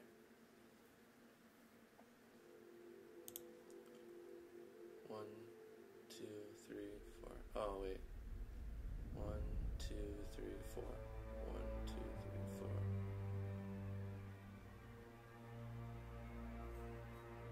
You know what? That's fine. It'll work just like that. I'll have that as the border. And then we'll have this as the green progress bar.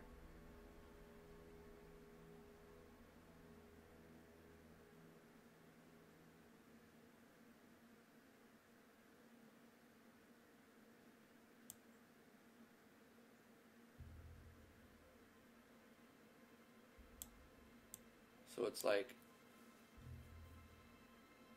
this will represent the 0 to 9, and then the second one, that'll be 20, 30, 40, 50, 60, 70, 80, 90, 100. Okay, so we need 10. I can export this as have another frame, right? So if I do Alt-N, now on the second frame, I go from here to here.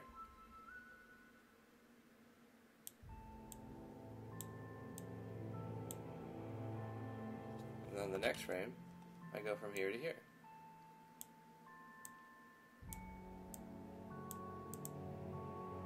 And then on the next frame, I go to here.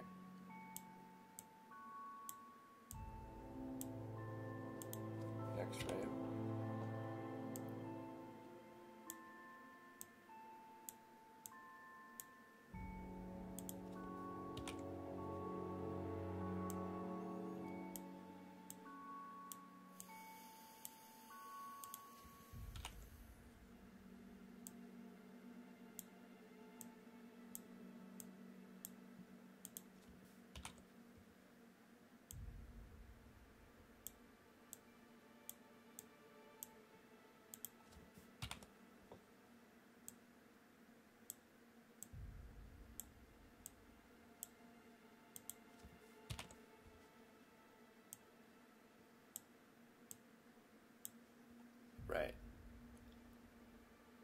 So I've got this.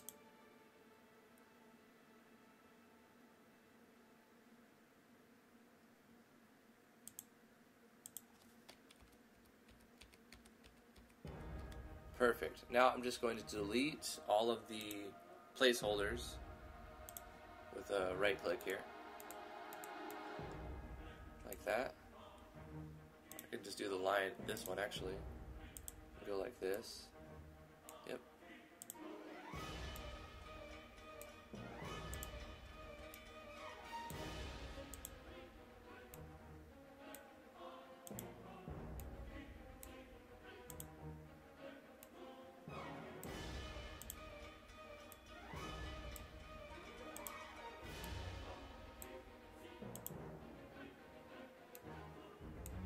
Okay, and then we'll export this as a sprite sheet, and I need it to be 48 times 3, that's 144, a height of 48, 3 columns, export my rows with 3 columns, so I can access this as a character sprite. We'll select the file dg underscore green progress bar 1. Save that, export it, and there we go.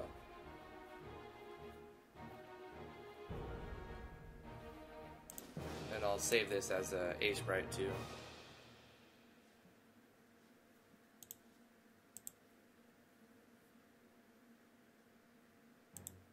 It doesn't need to be an sprite. That's fine. This can be saved as an sprite.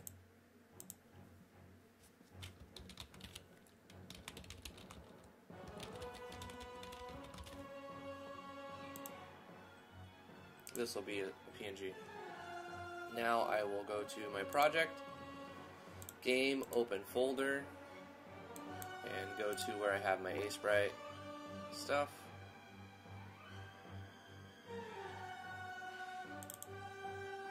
Game, open folder again, IMG characters.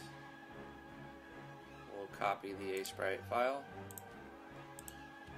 sprite sheet, into here, and then we'll rename it with a $sign and an exclamation and a $sign so that it recognizes it as a single image. And now when I go here, I can go down to that exclamation $sign, green progress bar. I can select that, right? And this will be plant progress 04, I believe, because this is on 4, yeah.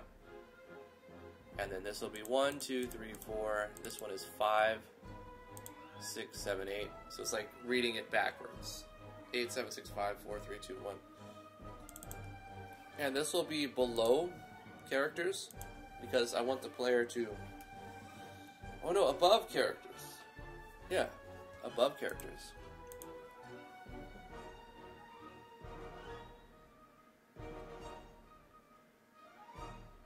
Yeah, this is a progress bar for the plants, for the farming system.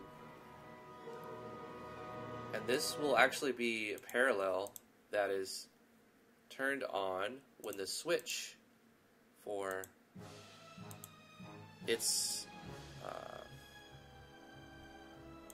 delegated, appropriate, relevant farm thing is planted. I don't know the right words. Words are hard.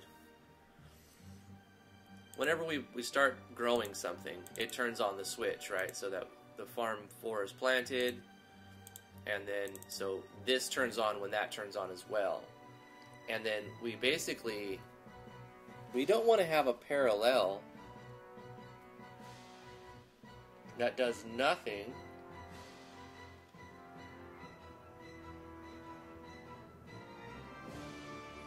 it doesn't need to do anything. Let's just have it action button. All it's going to do is change when a variable changes, but we have to parallel that variable change somewhere. So I'll do that in the common event where it's already running as a parallel, and we'll just check it here. That makes it easy to do these events. I just edit the common event a little bit. So we'll need 2 conditions for the next page, right? We'll copy this page and paste it, but this one will also have a variable required associated with it. So we need 8 variables, so we'll start on right here. We'll use these 120s for the plant progress bar. We'll go plant progress bar. And I'm using 124 because this is the progress bar 4. I'll use 1 through 8. I'll start them right. So when this gets greater than equal to 10, switch to page 2 with the second thing. Also, direction fix is going to be required on all of them. Doesn't need walking at all.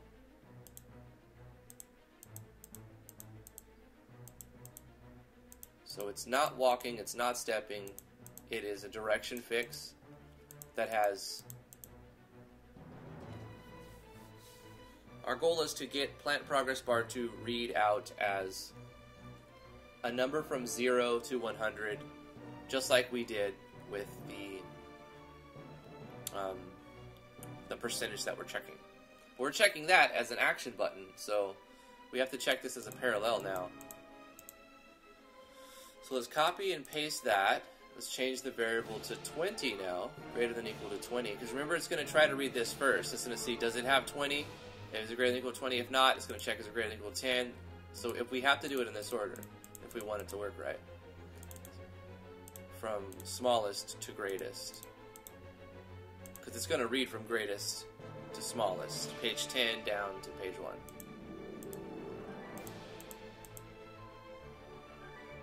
But at this point, it's pretty simple, right? We copy, paste it, raise this up 10, change the image. 10, 20, 30.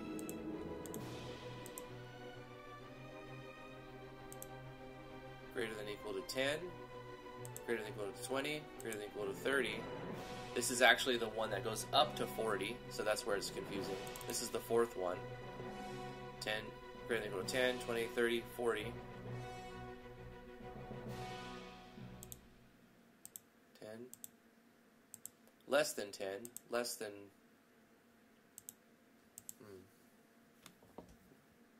This one's less than 10, this one's less than 20, less than 30, less than 40, copy, paste, less than 50.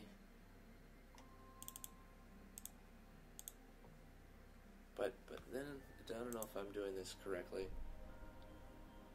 I might have to change all of the images. Because I'm going to be a short one. Because this is going to the 6th image.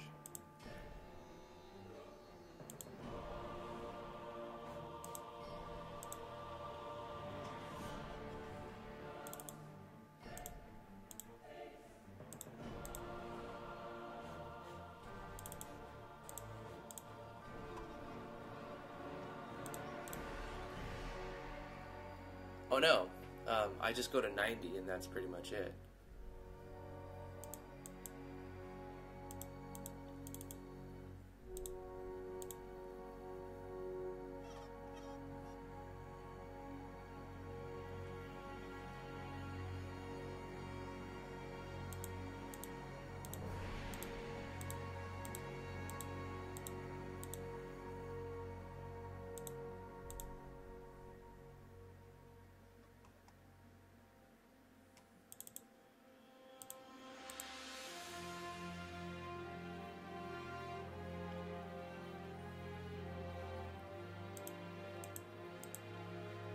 I mean, we could either have the last 10% be represented as a full bar, or the first 10% represented as an empty bar, right? So I've chosen to have the first 10% be represented as the first 10% of bar. So even at 0%, it's going to show like the first 10, and so that pushes everything up. So once it's over 90%, it's going to represent it as a full bar. Oh wait, is T still here? Can I compliment Drifty's meat bar? She's napping. She's napping.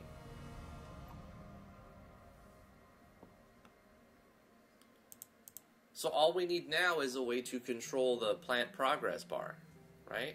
and then this will just automatically update.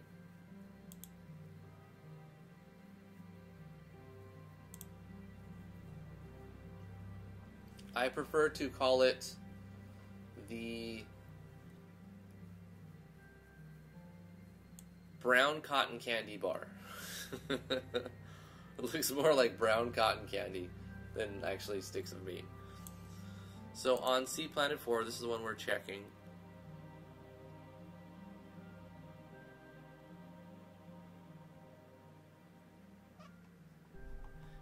It's interesting because we're using a timer. Maybe we have to do it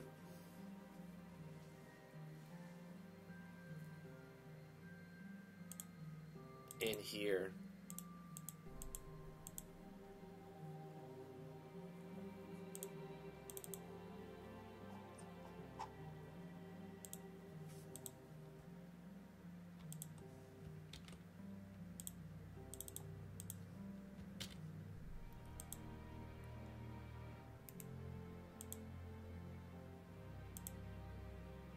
Plant progress bar is home farm 04 timer. Plant progress bar is multiplied by 100, and plant progress bar, the math is going to change. It's going to change.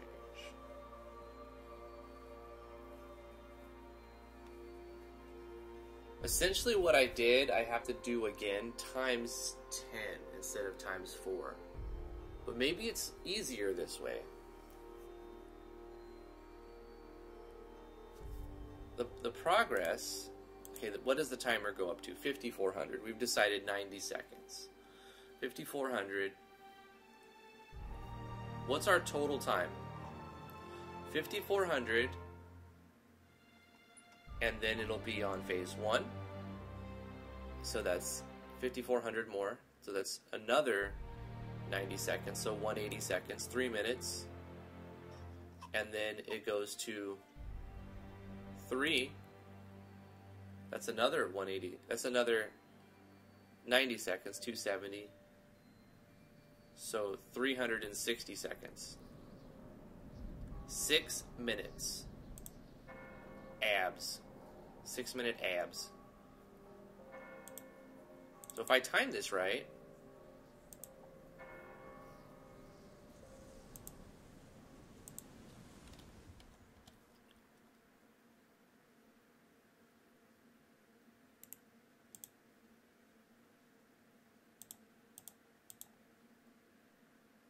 Six minutes divided by 10 is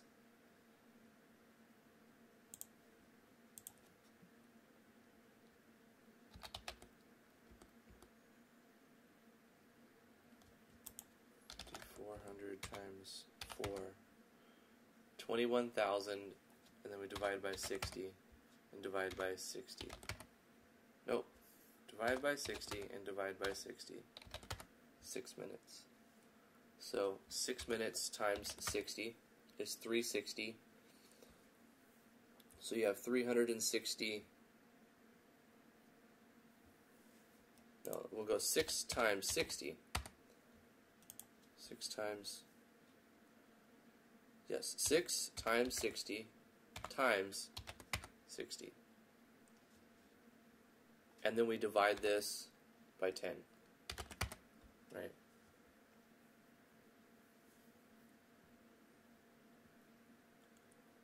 We could add to, how do I want to do this? It's so convoluted now. It's so convoluted now.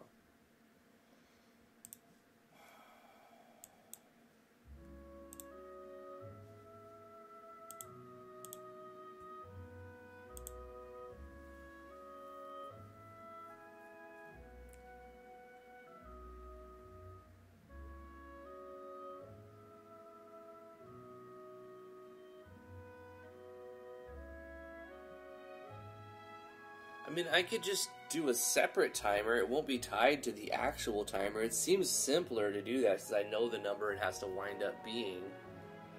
If we set this to a parallel and just run it as a timer, I'm going to do that. Try it anyway. We'll try that anyway. I'm going to put this over here for right now.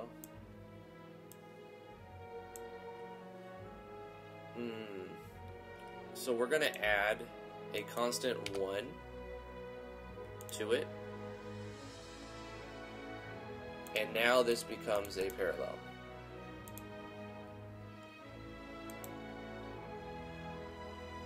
And the number changes, doesn't it? The number changes, and all of these change too.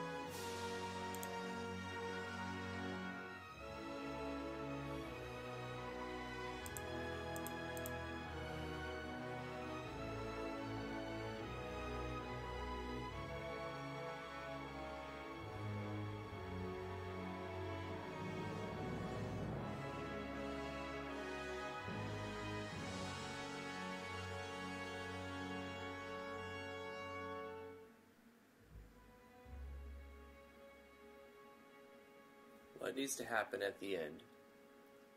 We need to, once it reaches its full count, we need to have it switch. So we maybe need a page 11 so that we can have it not be a parallel anymore.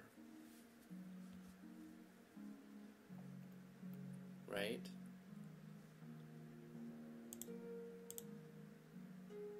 Copy, paste.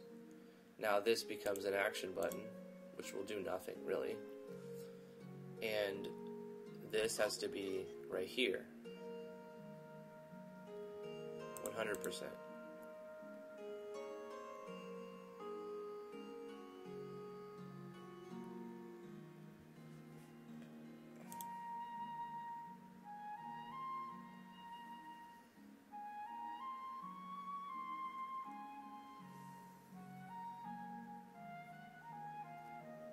Oh, I have an idea.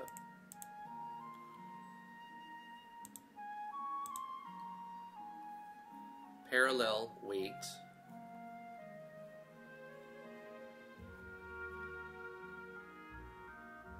$60.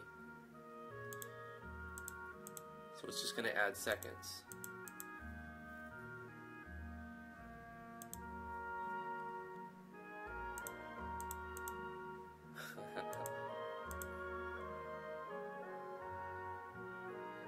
Well, we need 360 seconds.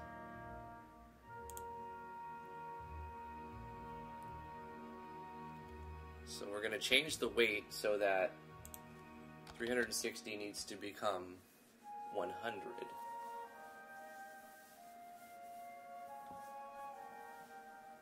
So if we were to wait 120 frames, what if we wait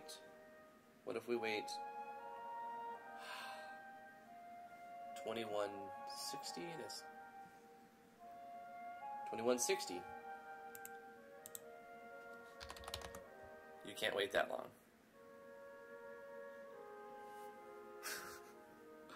Really? Well, what if you wait 216 10 times? 3, 4, 5, 6, 7, 8, 9, 10. 1, 2, 3, 4, 5, 6, 7, 8, 9, 10.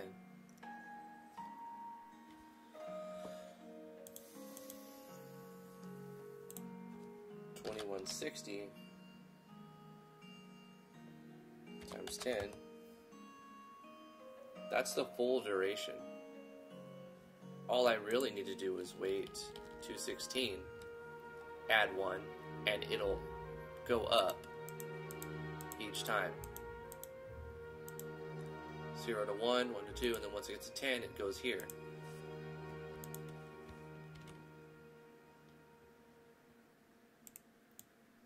also need to change the variable plant for progress bar so I can reference it easier.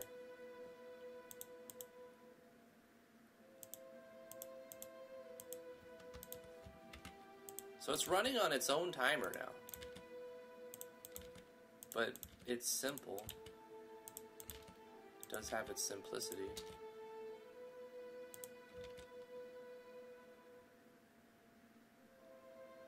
And once it gets here, it stops counting, it stops going up, right? It equals 100 and it just stops there. It's no longer a parallel process that's doing nothing, because you don't want a parallel process that's doing nothing. So once it reaches that point, it just stops counting, becomes an action button. And there needs to be something else that resets the progress bar. When you harvest the plant, I just control the progress bar and set it to 0. At the same time I turn off the switch. Easy. Too easy.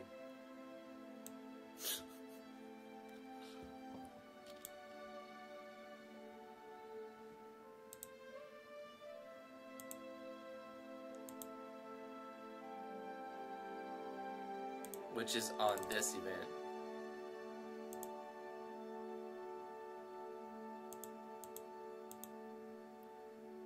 Oh yeah, that means I'm going to have to do that 32 times. Easy, he says.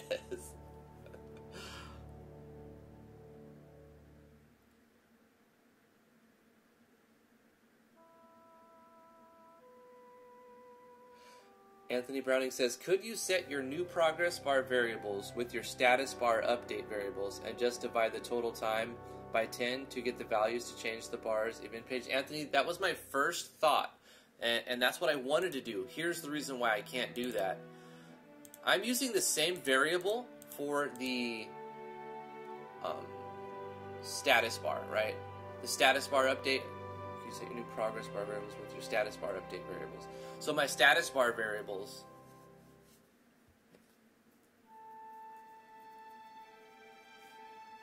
right, I think you're talking about this. But I'm using the same variable to like report the percentage. And because you have to go to action button and like actually manually check, I can do that, right? Because I could use the same variable because that variable can only be used once, no more than once a frame. You can't like check 2 events at the same time. So I can use the same variables and reset them to show the percentage. I wanted to do that and just divide that percentage into 10 sections. And that's why when I realized that, I had to come up with this other separate counter type thing. See how on plot 3, they're using variable 70 to control this thing. But then on plot 4, they're also using variable 70 to spit out the timer. So I could do that for one of them, but what's the point of having a status bar on one of them? That's worse than having it on none of them. If that's what you're trying to say, like, I can't fully understand if that's what you meant.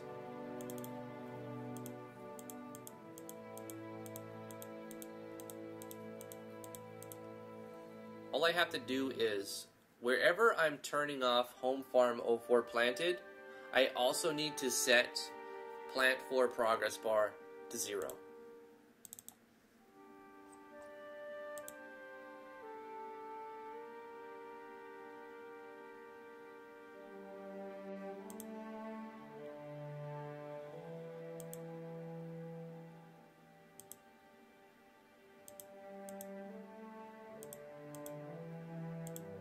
In the timer itself, I won't have to update 8 events. Oh, I mean, I will actually, but not 32 events, just 8. So only when I turn off the Home Farm 04 planted switch. Where is that anyway? Here it is. Your plants have finished growing. Force gap, turn off the switch. No, because I want the bar to remain full until the player harvests it. So I don't want to turn it off there. I want it to just show a full bar when it's full. That's more appealing. So I'm not going to turn it off there. I do have to do 32.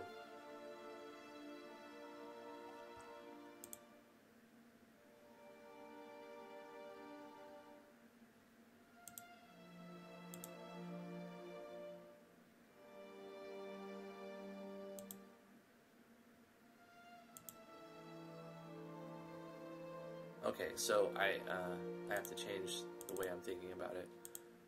Not when I turn off the switch, because it's got to last longer than when I turn. When I actually turn off the switch, though, it's going to turn it off anyway. It's going to turn it off anyway. So that means this last page should have. I'm sure it gets 100.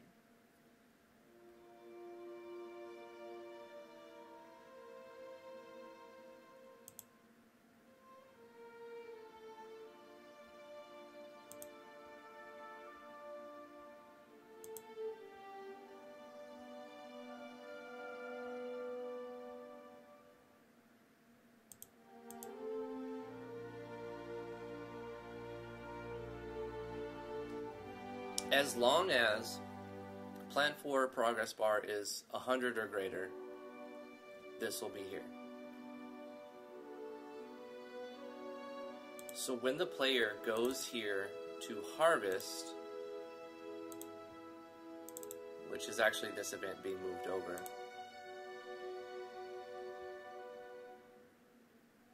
change items, award the common the experience.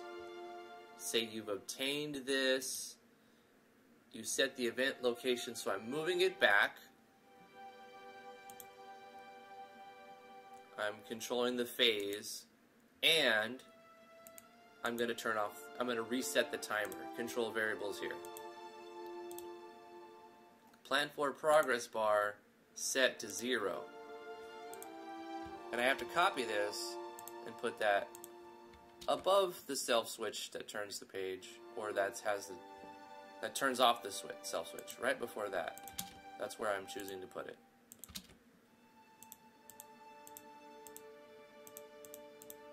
Okay.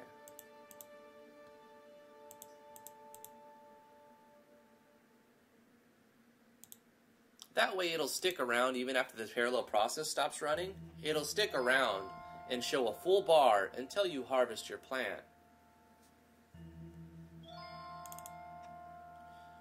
Now I just have to test it, really.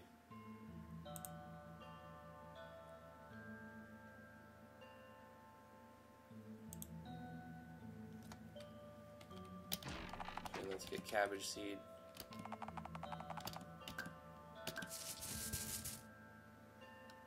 Hopefully the other events don't require something, so I can bypass the initialization phase. I'm going to have to undo some of the work I did real quick and reduce these numbers by 10 again. Reduce the divisor by 10 because I want to speed this process up to test it. Right? What we did and then undid and then did again. You gotta just do it like this. And then another thing, this has to be reduced by a factor of 10 as well. We're just scaling it down by a factor of 10 to speed it up by a factor of 10. And there's one more thing that I keep forgetting, is the actual timer itself. This time I remembered.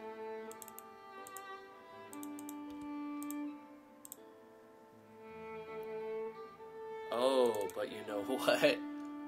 That's going to make this not work right because I'm speeding it up by a factor of 10. I would have to go through here. Oh. 1, 2, 3, 4, 5, 6, 7, 8, 9, 10. I can just reduce the number by 10. So this is 1. Quick fix. I mean, obviously we would we change this too.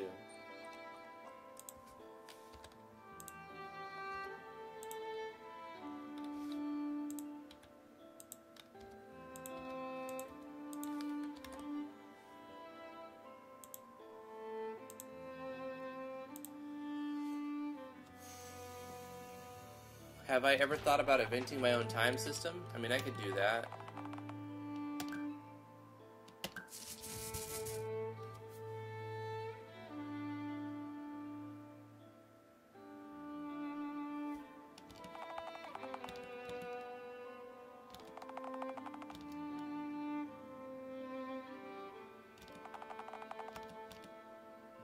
Boy, quit playing.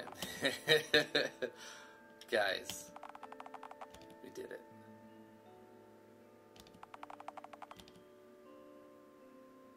We freaking did it. I think.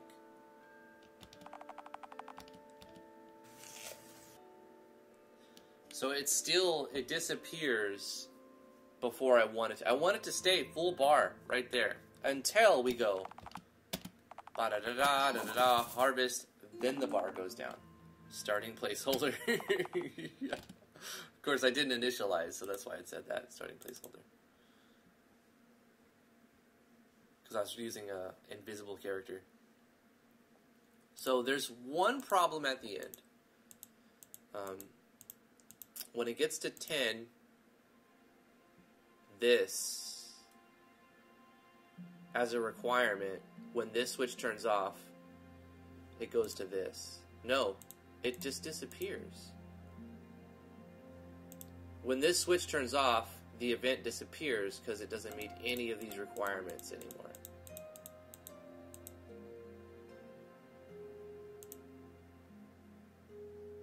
Even though that happens.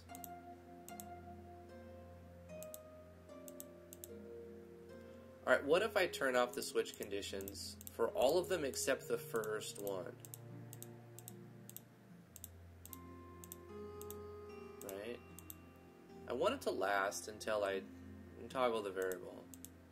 I have to turn the switch off when it turns off, because that's the one that's controlling the parallel process, and if I don't, then you have a parallel process that's just running and running and running and doing nothing, not even adding a variable, which we can't have.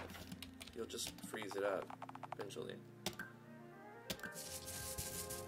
So it's still going. It still does the. It's still progressing through it.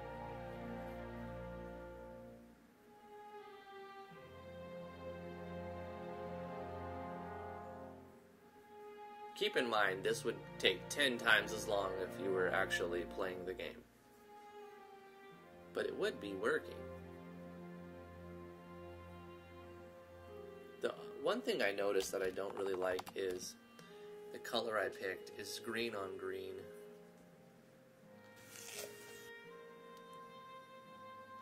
Hey, the bar stayed there.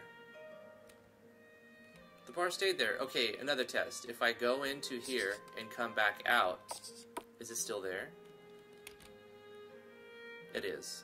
Fantastic. So good. And then when we harvest it, does it go away? It does. What about repeatability? Yeah, it's gonna work. Solid. Solid. I love it. That's great. I don't see any problems with that now. Let's crank it back up to its full value. Oops, not that.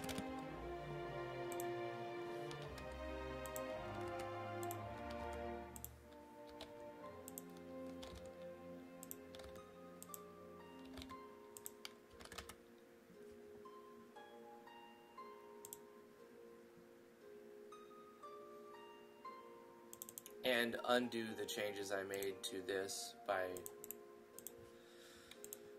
the magnitude.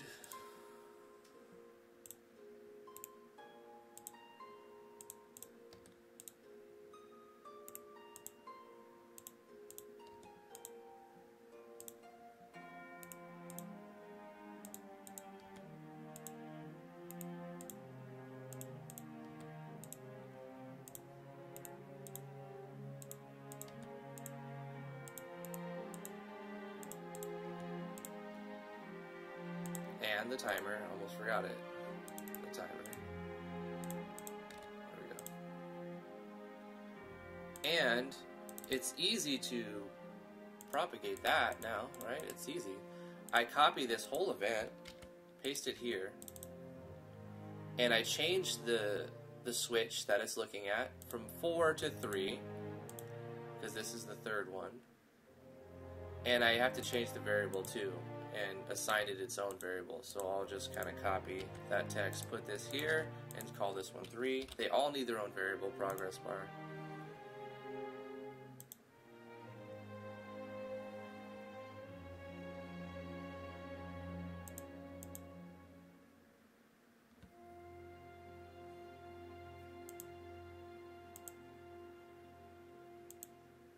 And change this to 3. And this to 3, this to 3, this to 3. So this is going to be the slow part. Yeah, but what are you going to do, right? You want to have all the cool stuff, but you got to work for it.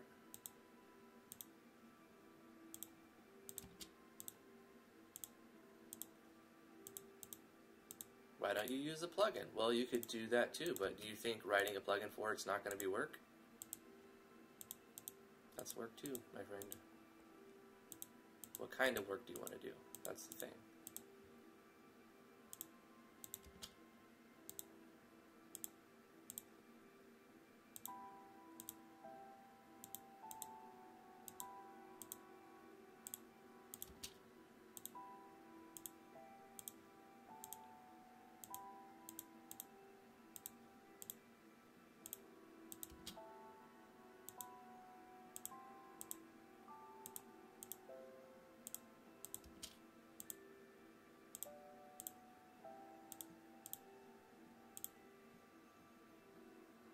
And there's another thing I have to do besides just propagating this event. Inside of the other events, where I'm turning off, let's get it right here.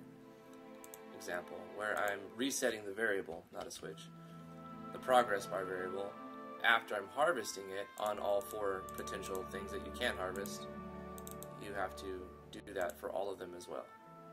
Paste that here, but instead of 4, you're going to use 3 progress bars. Set that back to 0. That way the bar goes away from all of these once you harvest them. So that was a propagation. Wasn't that long, actually it's pretty quick. Cool, so let's do that again. We'll copy 3 to 4. Now we're going to go to 2. So this will be planted 2. I gotta double check one thing because I'm in anxiety that I didn't change it. And I did. I did change it. I did change it. Okay. First page. This needs to be variable number 2.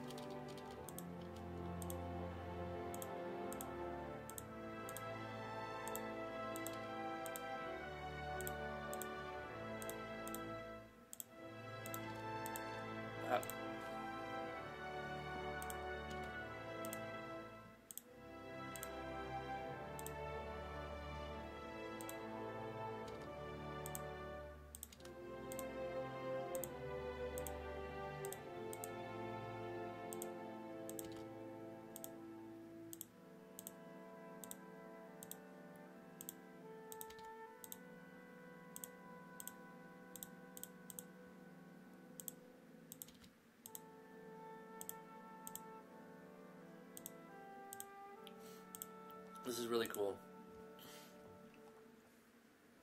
The green is a little bit difficult to see. Thanks, Anthony Browning. Yeah, I'm happy with how the alternate timer, since I knew the exact number, I could just divide that by 10 and put it in sections. Like, math is your friend if you let it be your friend. We need to control variable and set that back to 0 here.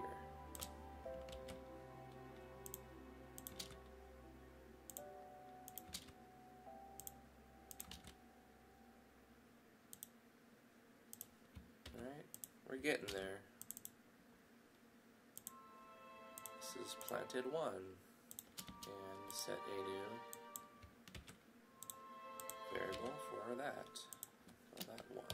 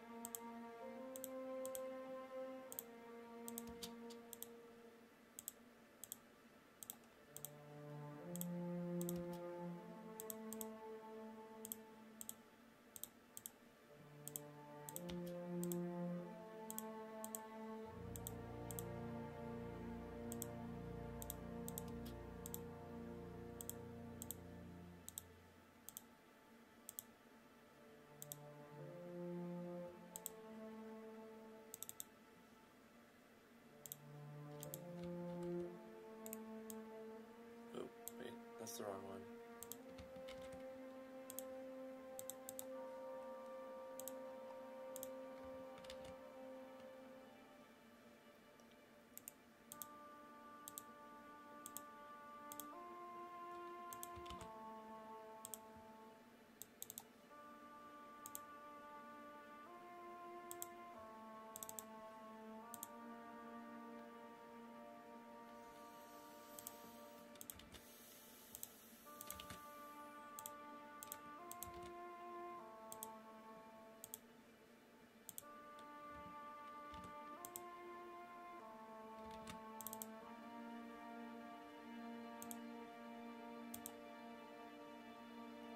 Eight, 7, 6, this is going to be 5.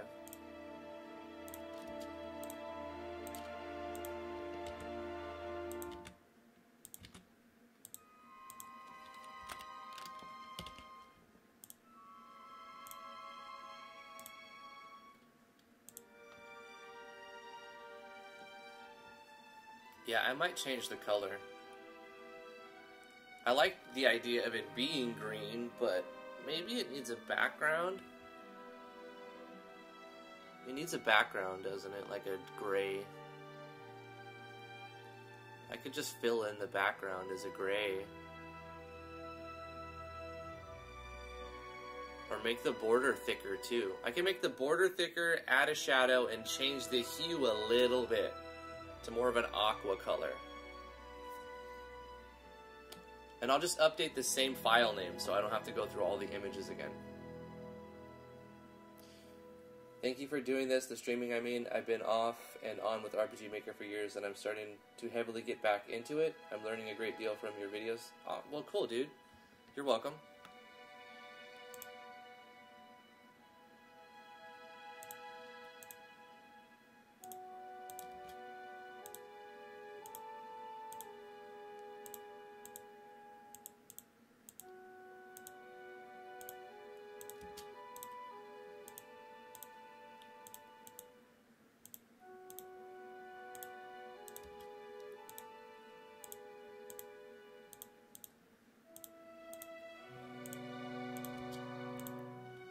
You could never know everything. There's just so much to an engine, you know, and game design as a study.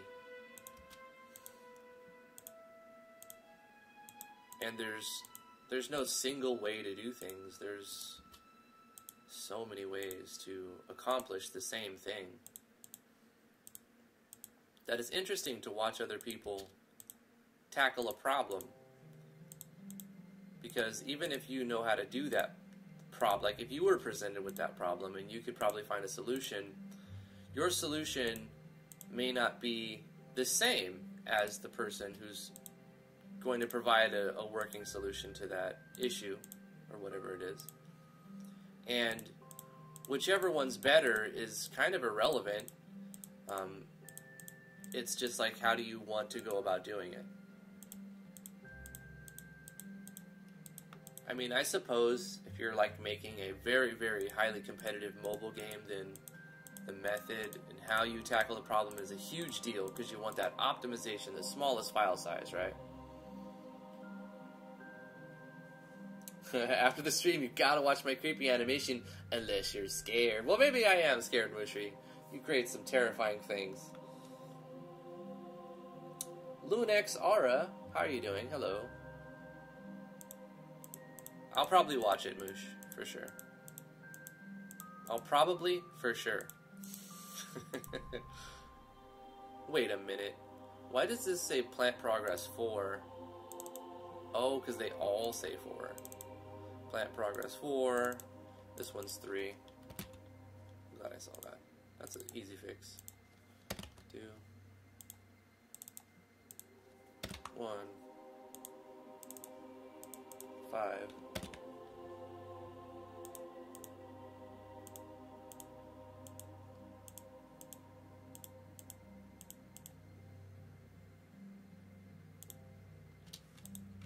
Copy 6.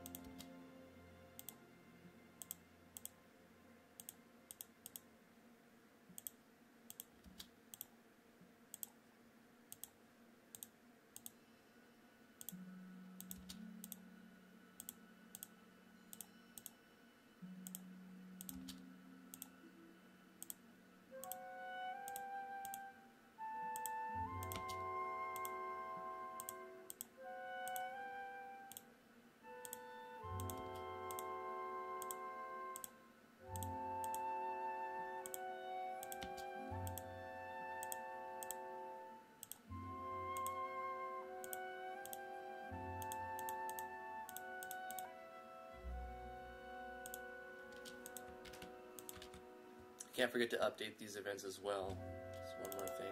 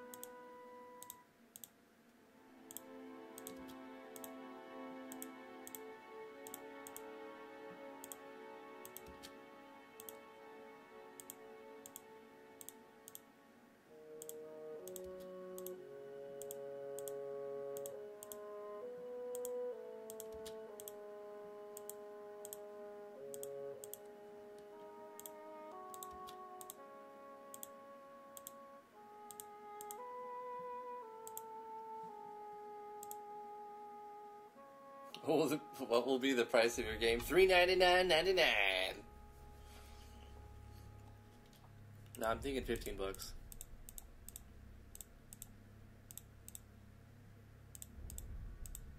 Plus, there'll be Steam sales.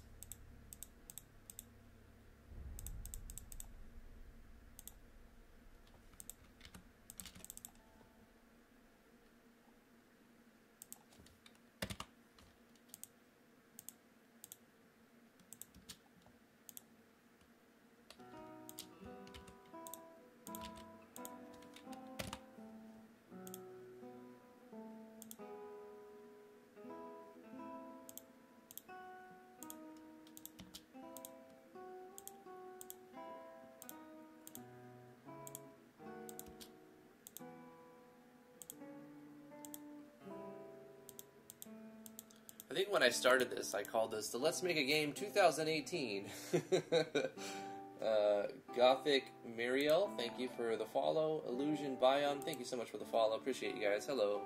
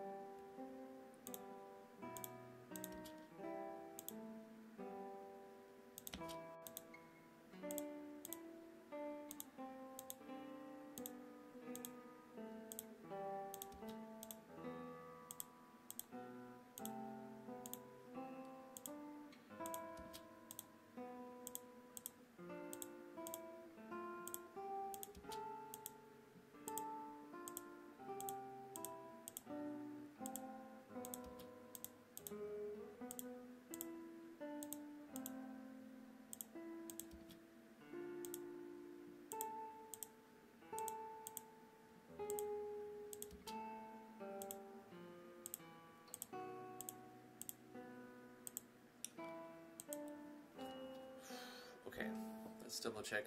I think I've got 5 of the 8 already. Resetting the variables. Okay, plant progress bar. Reset here. And 2 is set there. 3 is also being reset. 4, that was the first one I did. That was being reset. And then 5, I think I did this one. Did not. Okay, so let's do 5.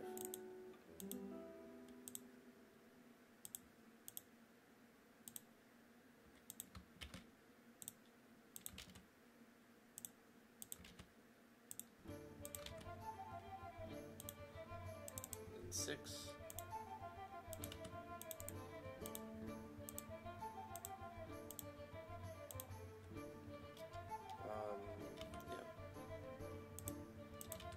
Oops.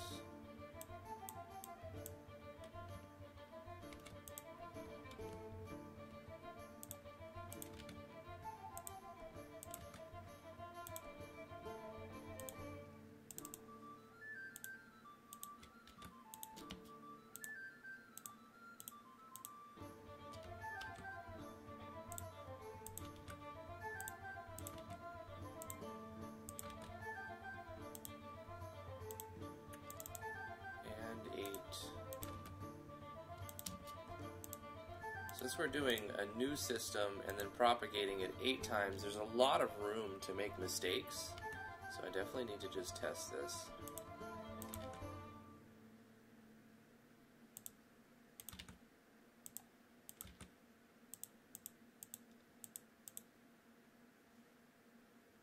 But I think that's good. Did I change the timer back on 4? I did. Alright, I'm going to do a test run. I'm going to get the seeds fairly, and I'm just going to do a test run through the game for a minute.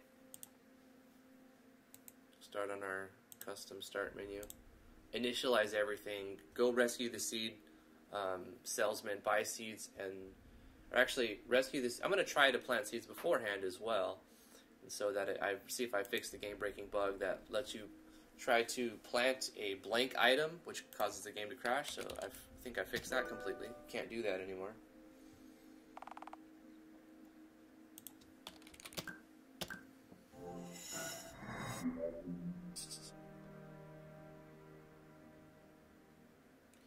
I just got back. Why do you at me? I'm not sure, Volpe. People were saying that you were too strong. You needed to be nerfed.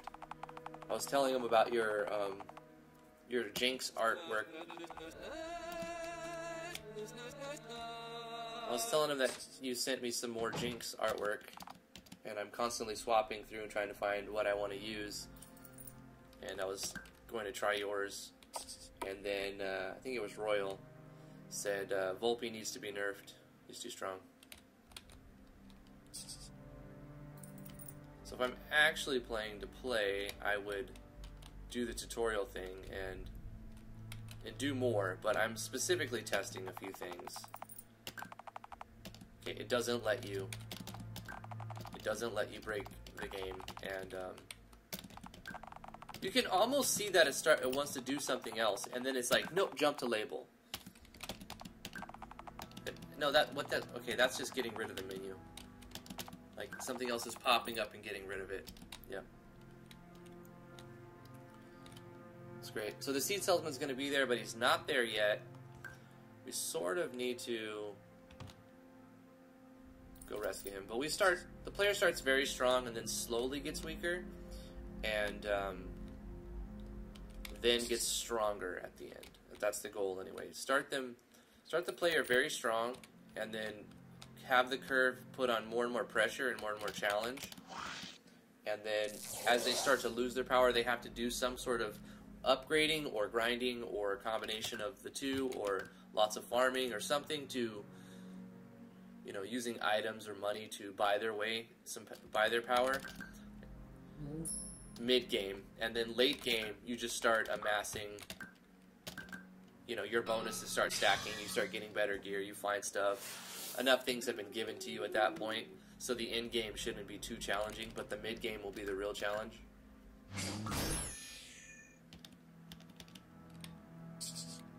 It starts easy, then gets kind of hard, and then goes back easy towards the end again. So you have that sense of, like, progression, right? The game is fun, it gets you invested, and then it gets challenging. I don't want it to be too challenging to make people give up, but it should be pretty easy. I went to the wrong room. This is the Tinkerer. That's fine. We'll rescue Devin. Devin, unlock the crafting system. Thank you. You can craft some stuff.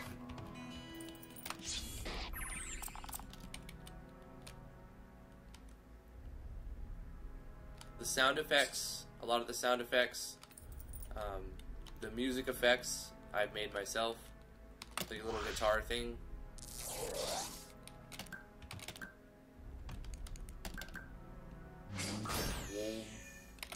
I still don't know where that's coming from, the poison on hit. That's an anomaly. That's another bug I haven't figured out yet. It just started happening today, along with other things that I fixed, but that was one of them. Did I fix this bug? Yeah, okay, you can't walk behind these anymore. You have to just hit the switch. It's an optional fight.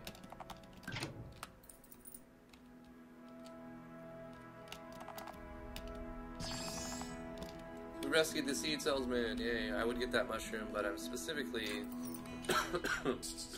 Excuse me. Oh, shoot. I need to change that a little bit. A little transfer. If you're holding a button, you're going to just keep spamming back and forth. It's not that big a deal.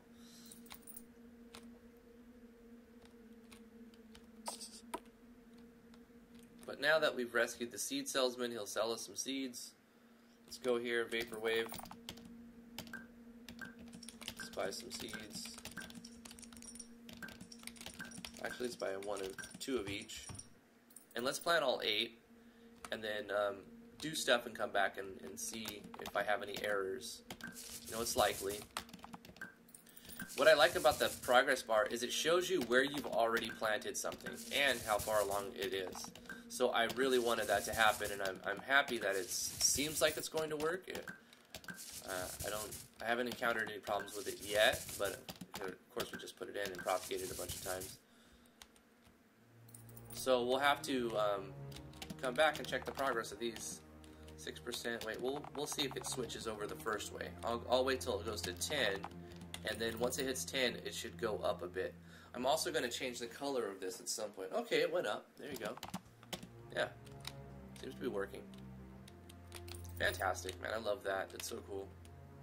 We have a player vendor here. We can sell stuff for double its base value. Let's see what we can sell from the merchant. What is he selling? Stone. Let's get 20 stone. And, yeah, that's fine. We can sell... What does this sell for? 15? Oh, 150? Is that Sherman Feather? I don't want that. But just for the sake of using the system, I'm going to sell it.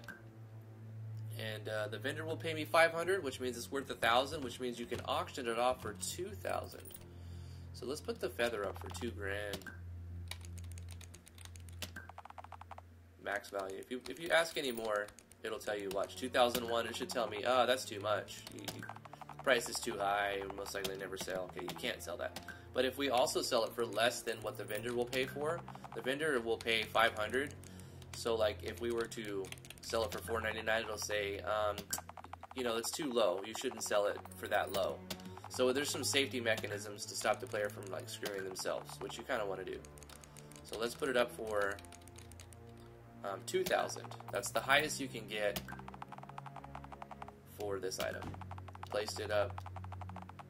And you also get a little bit of variance. You get like a random 1 to 10% addition to its base price. So we put it up for 2,000, but it's an auction, so I mean that's your minimum value. People don't always see what your minimum value is. They may go over it, so you're going to get anywhere from 2,000 to 2,200. To rename your town, let's do that. Default town. Rename it to Driftonia. Got it. Want to make an interior for there as well. Anyway, we have the 20 stone we need to set up a sushi bar. Let's set up a sushi bar there. But we don't have any fish. No raw fish coming in. So we have to go purchase the docks and get some fish. I'm going to add more to the docks so that you don't just get raw fish. I'm thinking like shellfish or like shells. Seashells. Like seashells could be used for something. Like, I don't know, sharpening your blades or something. I don't know. Seashells will be another item. Like for right here, the livestock where you would get raw meat to make, you know, food rations. You also get leather and wool and fertilizer. So we also only start with 10 of all of the tools. So I'll have to buy some more fishing poles so that I can pull up more fish so that the chef in town, the sushi chef, can actually keep making food rations. So I'm going to go over here to... I'm going to enter in from the right, because if we enter in from the top, we start on the other side of the map. And we have to walk over to where the vendor's at. Actually, I should collect the shrooms if... Yeah, get those shrooms. Let's buy some fishing poles. We got to keep eating food rations because our food bar goes down. You can press E to eat. I might make the food rations restore more. I think I'll give them a little bit more. So fish has been produced. We have 10 fishing poles. It doesn't always consume the fishing poles, so we don't need a ton. We're just going to double up what we actually have.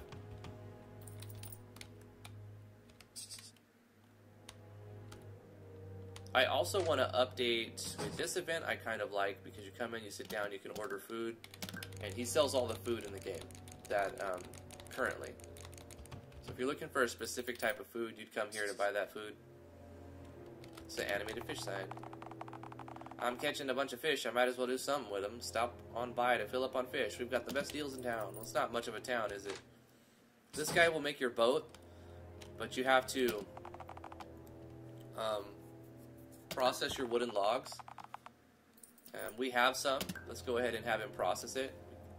He charges you a certain amount per each one, and he turns a wooden log into 5 cut lumber. We got 50 cut lumber with the remaining logs we had. We want to build a boat. We need 200 cut lumber. We only have our auction of the wren feather sold. We got $21.39, so that's good. That would pay for the boat. But we also need the lumber. We don't have the lumber, so we need more wood in order to process it. But what I also want to do is the wooden logs does more than just turn into cut lumber. And right now, if you talk to him, he will take all of your lumber, all of your wooden logs, and turn it into lumber. And I want to change that a little bit, so maybe in the next episode, next week, we'll take a look at that and soften that up a bit. We're going to purchase the lumber mill because we need to get a boat eventually. So we're going to need those wooden logs to turn into cut lumber to get the boat. That airship won't be there. It was for debug purposes, so you're not going to start with the airship. Let's go look on our farm. Our farm should be pretty close to being done now. Our auction sold, so you're going to see somebody come up, and they can't be blocked. They'll come up, and they'll pick up the item that you sold, and then they'll walk on out. So they bought something. They're the person who bought it. They come up and show up and buy it. Looks like our plants are still growing. Oh, we have a problem. It says it's 92% of the way, but Oh, I know what's happening. I know what's happening. Because I'm not on the map, the progress bar stops. You know what I have to do is create a common event. And... oh yeah. So I have to revise this. Julie Lee has subscribed. Thank you so much. If we were to stay, see, these are done. And we can harvest them and collect our experience and items and level up because you get experience for harvesting stuff. What's happening is these events are parallel process events that are happening on this map. So once you leave this map, those no longer are running. I need to set them as common events and have them update. That's unfortunate. So I found a bug, which is good. It's good that I noticed it instead of going away, walking away, thinking I've got everything working.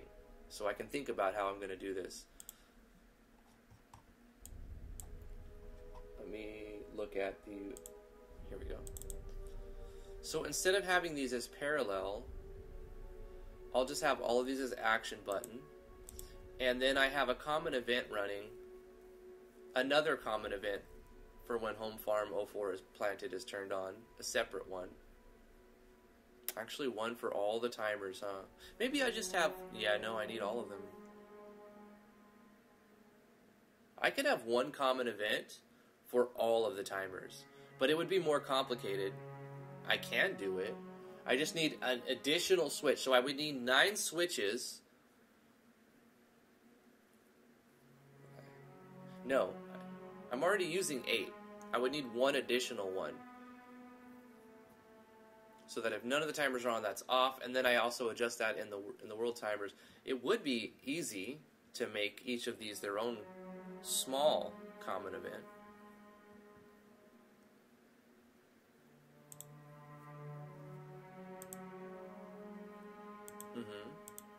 Yeah. Okay. Let me fix this issue real quick. We take this.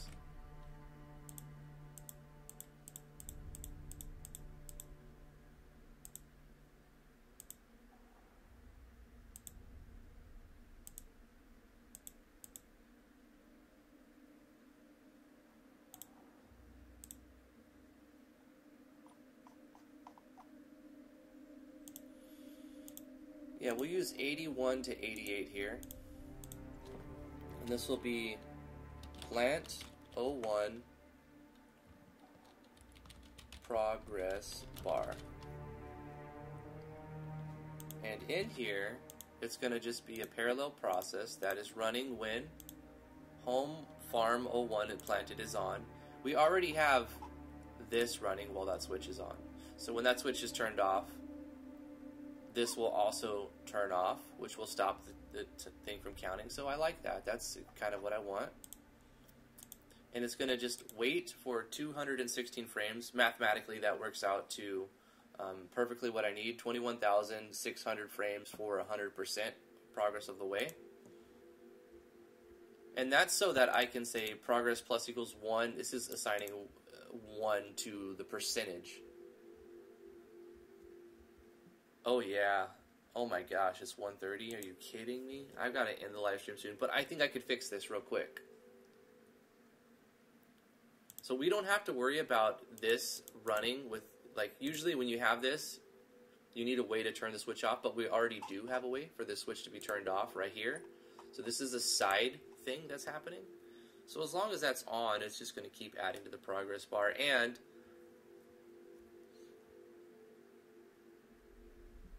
I mean, like I said, we could put all 8 in one. But it makes it so easy to put them in 8 of them.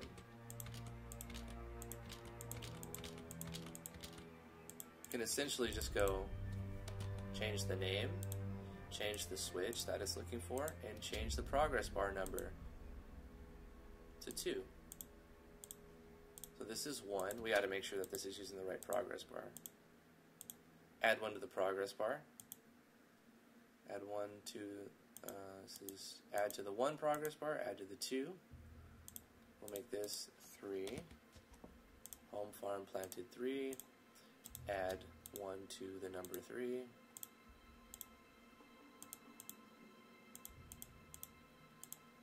Add to the number 4.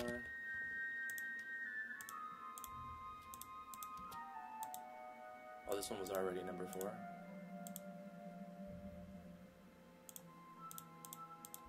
The number 5.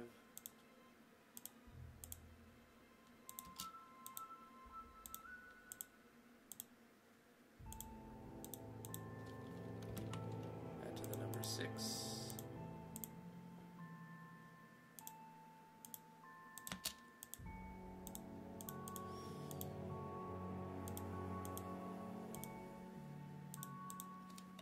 Number 7.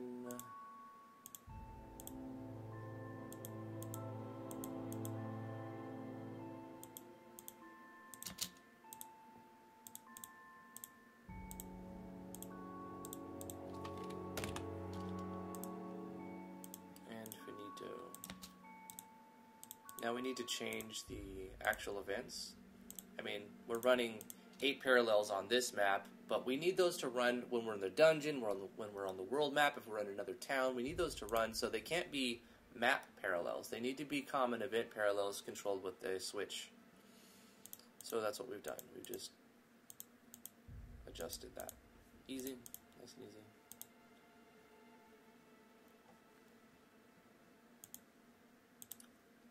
Now the conditions can stay exactly the same, except what's changing is these triggers are now action button because we don't need them to do anything. Action button, action button. But there's still currently a problem is that they have contents. We don't want them to have contents either, because then the player can press the action button and manipulate the progress bar, and the progress bar would finish. It wouldn't make the actual things harvestable any quicker. It would just offset the progress bar, which we're trying to avoid spitting out the wrong information to the player. We want the player to know exactly everything precisely. At least to the best of our ability. So everything stays the same. The progress bar is being incremented exactly the same, except now that there's a switch that's controlling that. And the switch will turn off after it hits 100, so it will... We essentially don't need page 11 anymore, so let's delete that page. But I'll leave it. I mean, whatever. It's fine.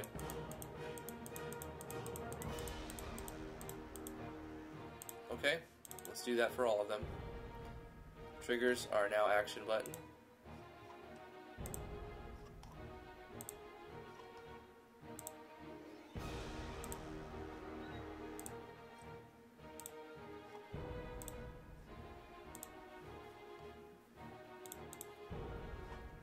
And we get rid of the contents.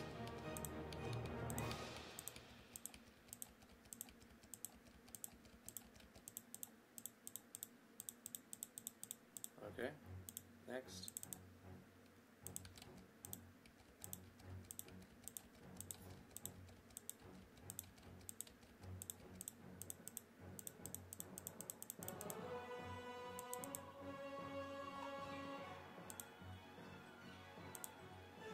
We got to make sure every one of these pages is action button, because an empty blank parallel process will cause you problems.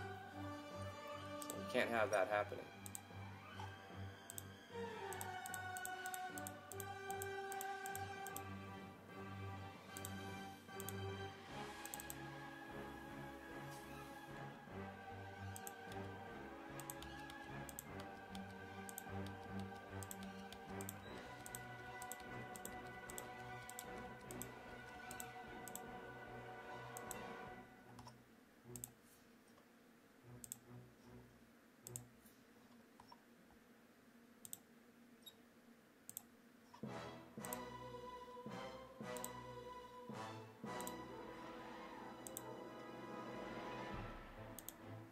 Okay, 8765, now we're on the 4s.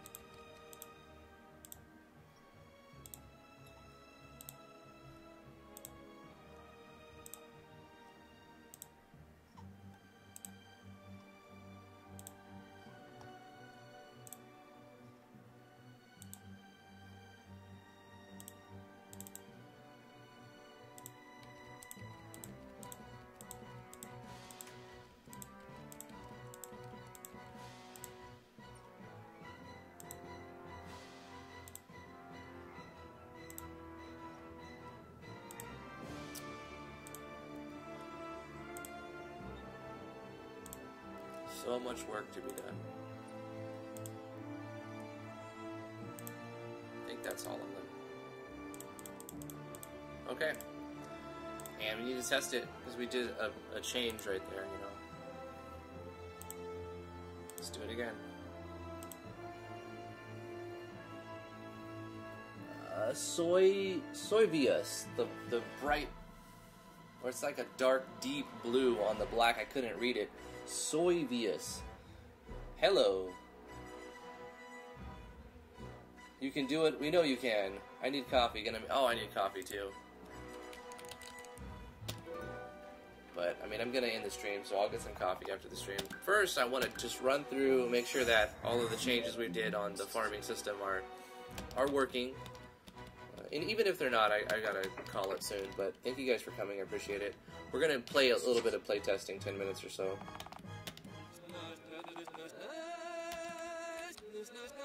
Don't do a Fallout 76 and make super expensive food. Do the same or less than the cheap foods. Yeah, that's not going to happen. The foods that you process are much better. They even have their own states and everything. I think this will be an actual playthrough. I think we're gonna have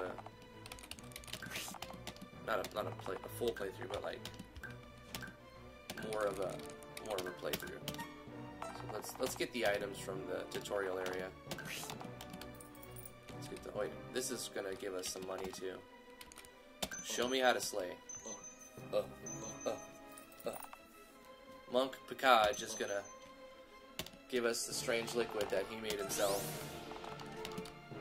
We're not gonna ask how he got it.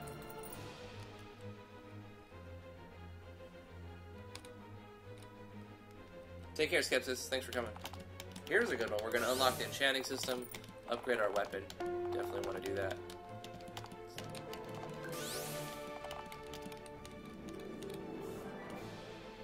This is a cool tile set here.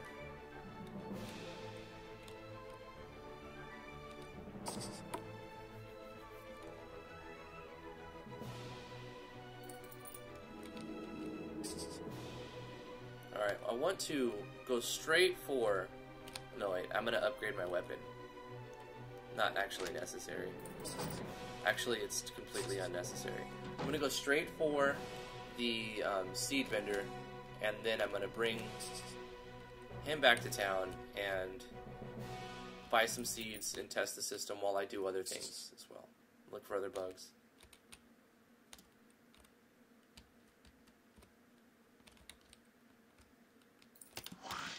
One required battle.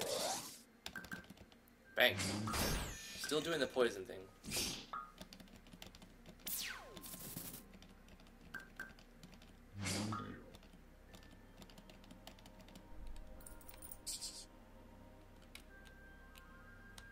Not sure what that's about, the poison attack thing. Was that a change in the Octopath Battler? I'm not sure.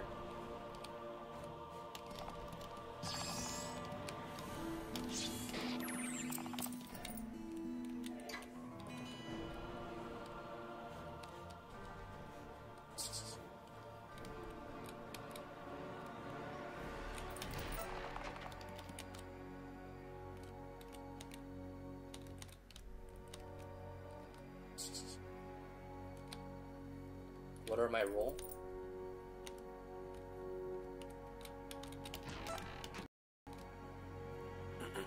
I don't know. Jabroni? Resident Jabroni? Oh, we don't have seeds. Got to buy them. No problem, no problem.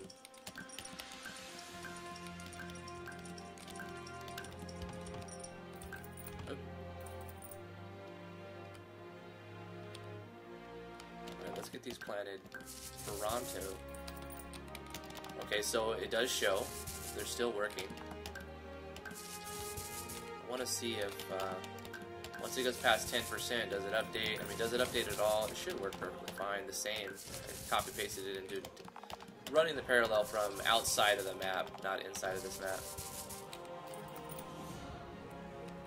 I'm going to change the graphic for the bar a little bit. I'm going to put a shadow make the border thicker, and slightly change the color of the bar.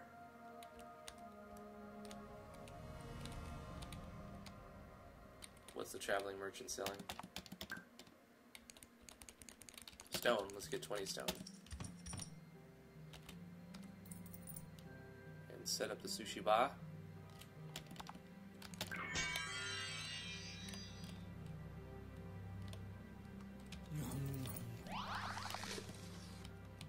I'm going to increase... Okay, so it does work so far. So far, so good. Let's leave the map and come back and see if they've updated like they're supposed to. You know, we'll give it some time. We got the sushi bars, so we need to get the... we don't have 1,000 coins, so... so that's not going to happen. We need to go kill stuff, get money, or we can put stuff up on auction. In fact, let's put the strange liquid up. We can get 2,000 for it, I believe. Yeah, I only have one of them. Yep. Okay, and we can upgrade our weapon. Real quick. I'm going to change the system around. I'm not really happy with how you have to remove your weapon, and then you have to go through your items and find the empowering gem, and then select your weapon, and just like...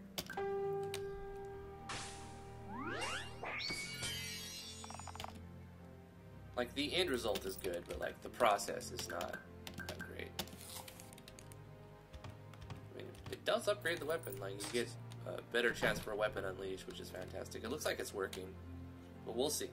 We'll see. They should be full bars when we come back, and, like, when they're done and ready to be harvested, we'll get a notification saying, on the thing, on the Gab window, saying your plants are ready to be harvested, or whatever, something like that. So we'll know when they're done. It'll spam it 8 times, basically. Why does it do the poison thing?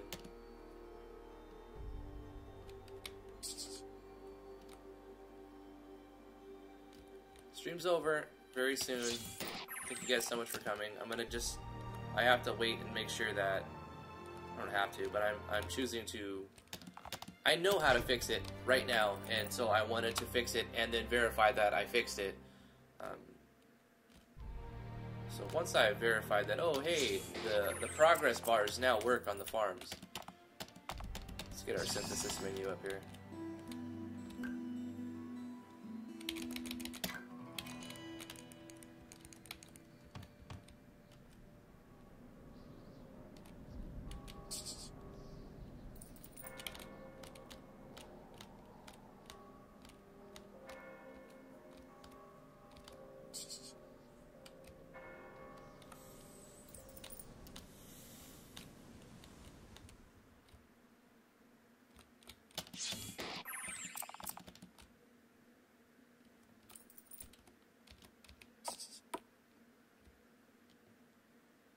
And they're definitely moving. The progress bars are definitely moving while I'm off the screen, and they represent where they're currently at. They're about halfway to... They're showing the 60% thing, and so when it becomes 61%, it'll show the 70% progress thing. That's just the nature that I've put it, so that that way I can see when the bar is full, instead of it showing an empty bar and then it just shows like 90% of the way, and then there's one frame where it's full and then it goes away. I'd rather it just stay on the full bar. Drifty just really doesn't want to watch Mushu's animation so badly, in fact, that he's nearly doubling his stream length. Don't tell anyone. This should sell pretty soon. We have the money to buy the docks, and we have enough. There it is, 2167. We sold that. Let's get the docks. Yeah, let's get the livestock farm. Let's buy the quarry. We did get the chest of picks that will give us a few extra picks. 17. It gives us a random number between 10 to 20.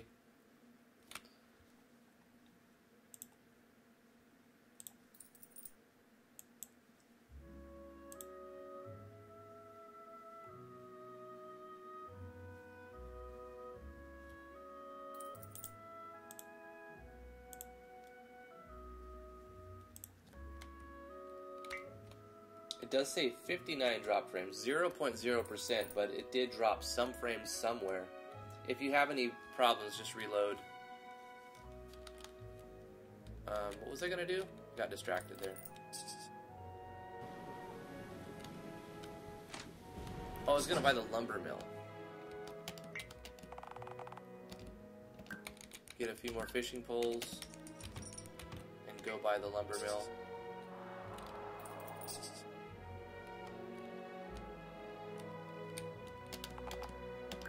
There we go. We'll need that for the boat.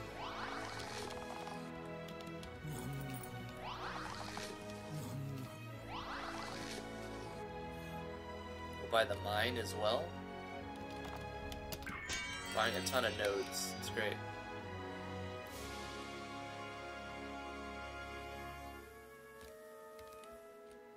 Default town. Let's name our town. Driftonia. Riftonia. Perfect. Could sell something else. Sell this for 2,000.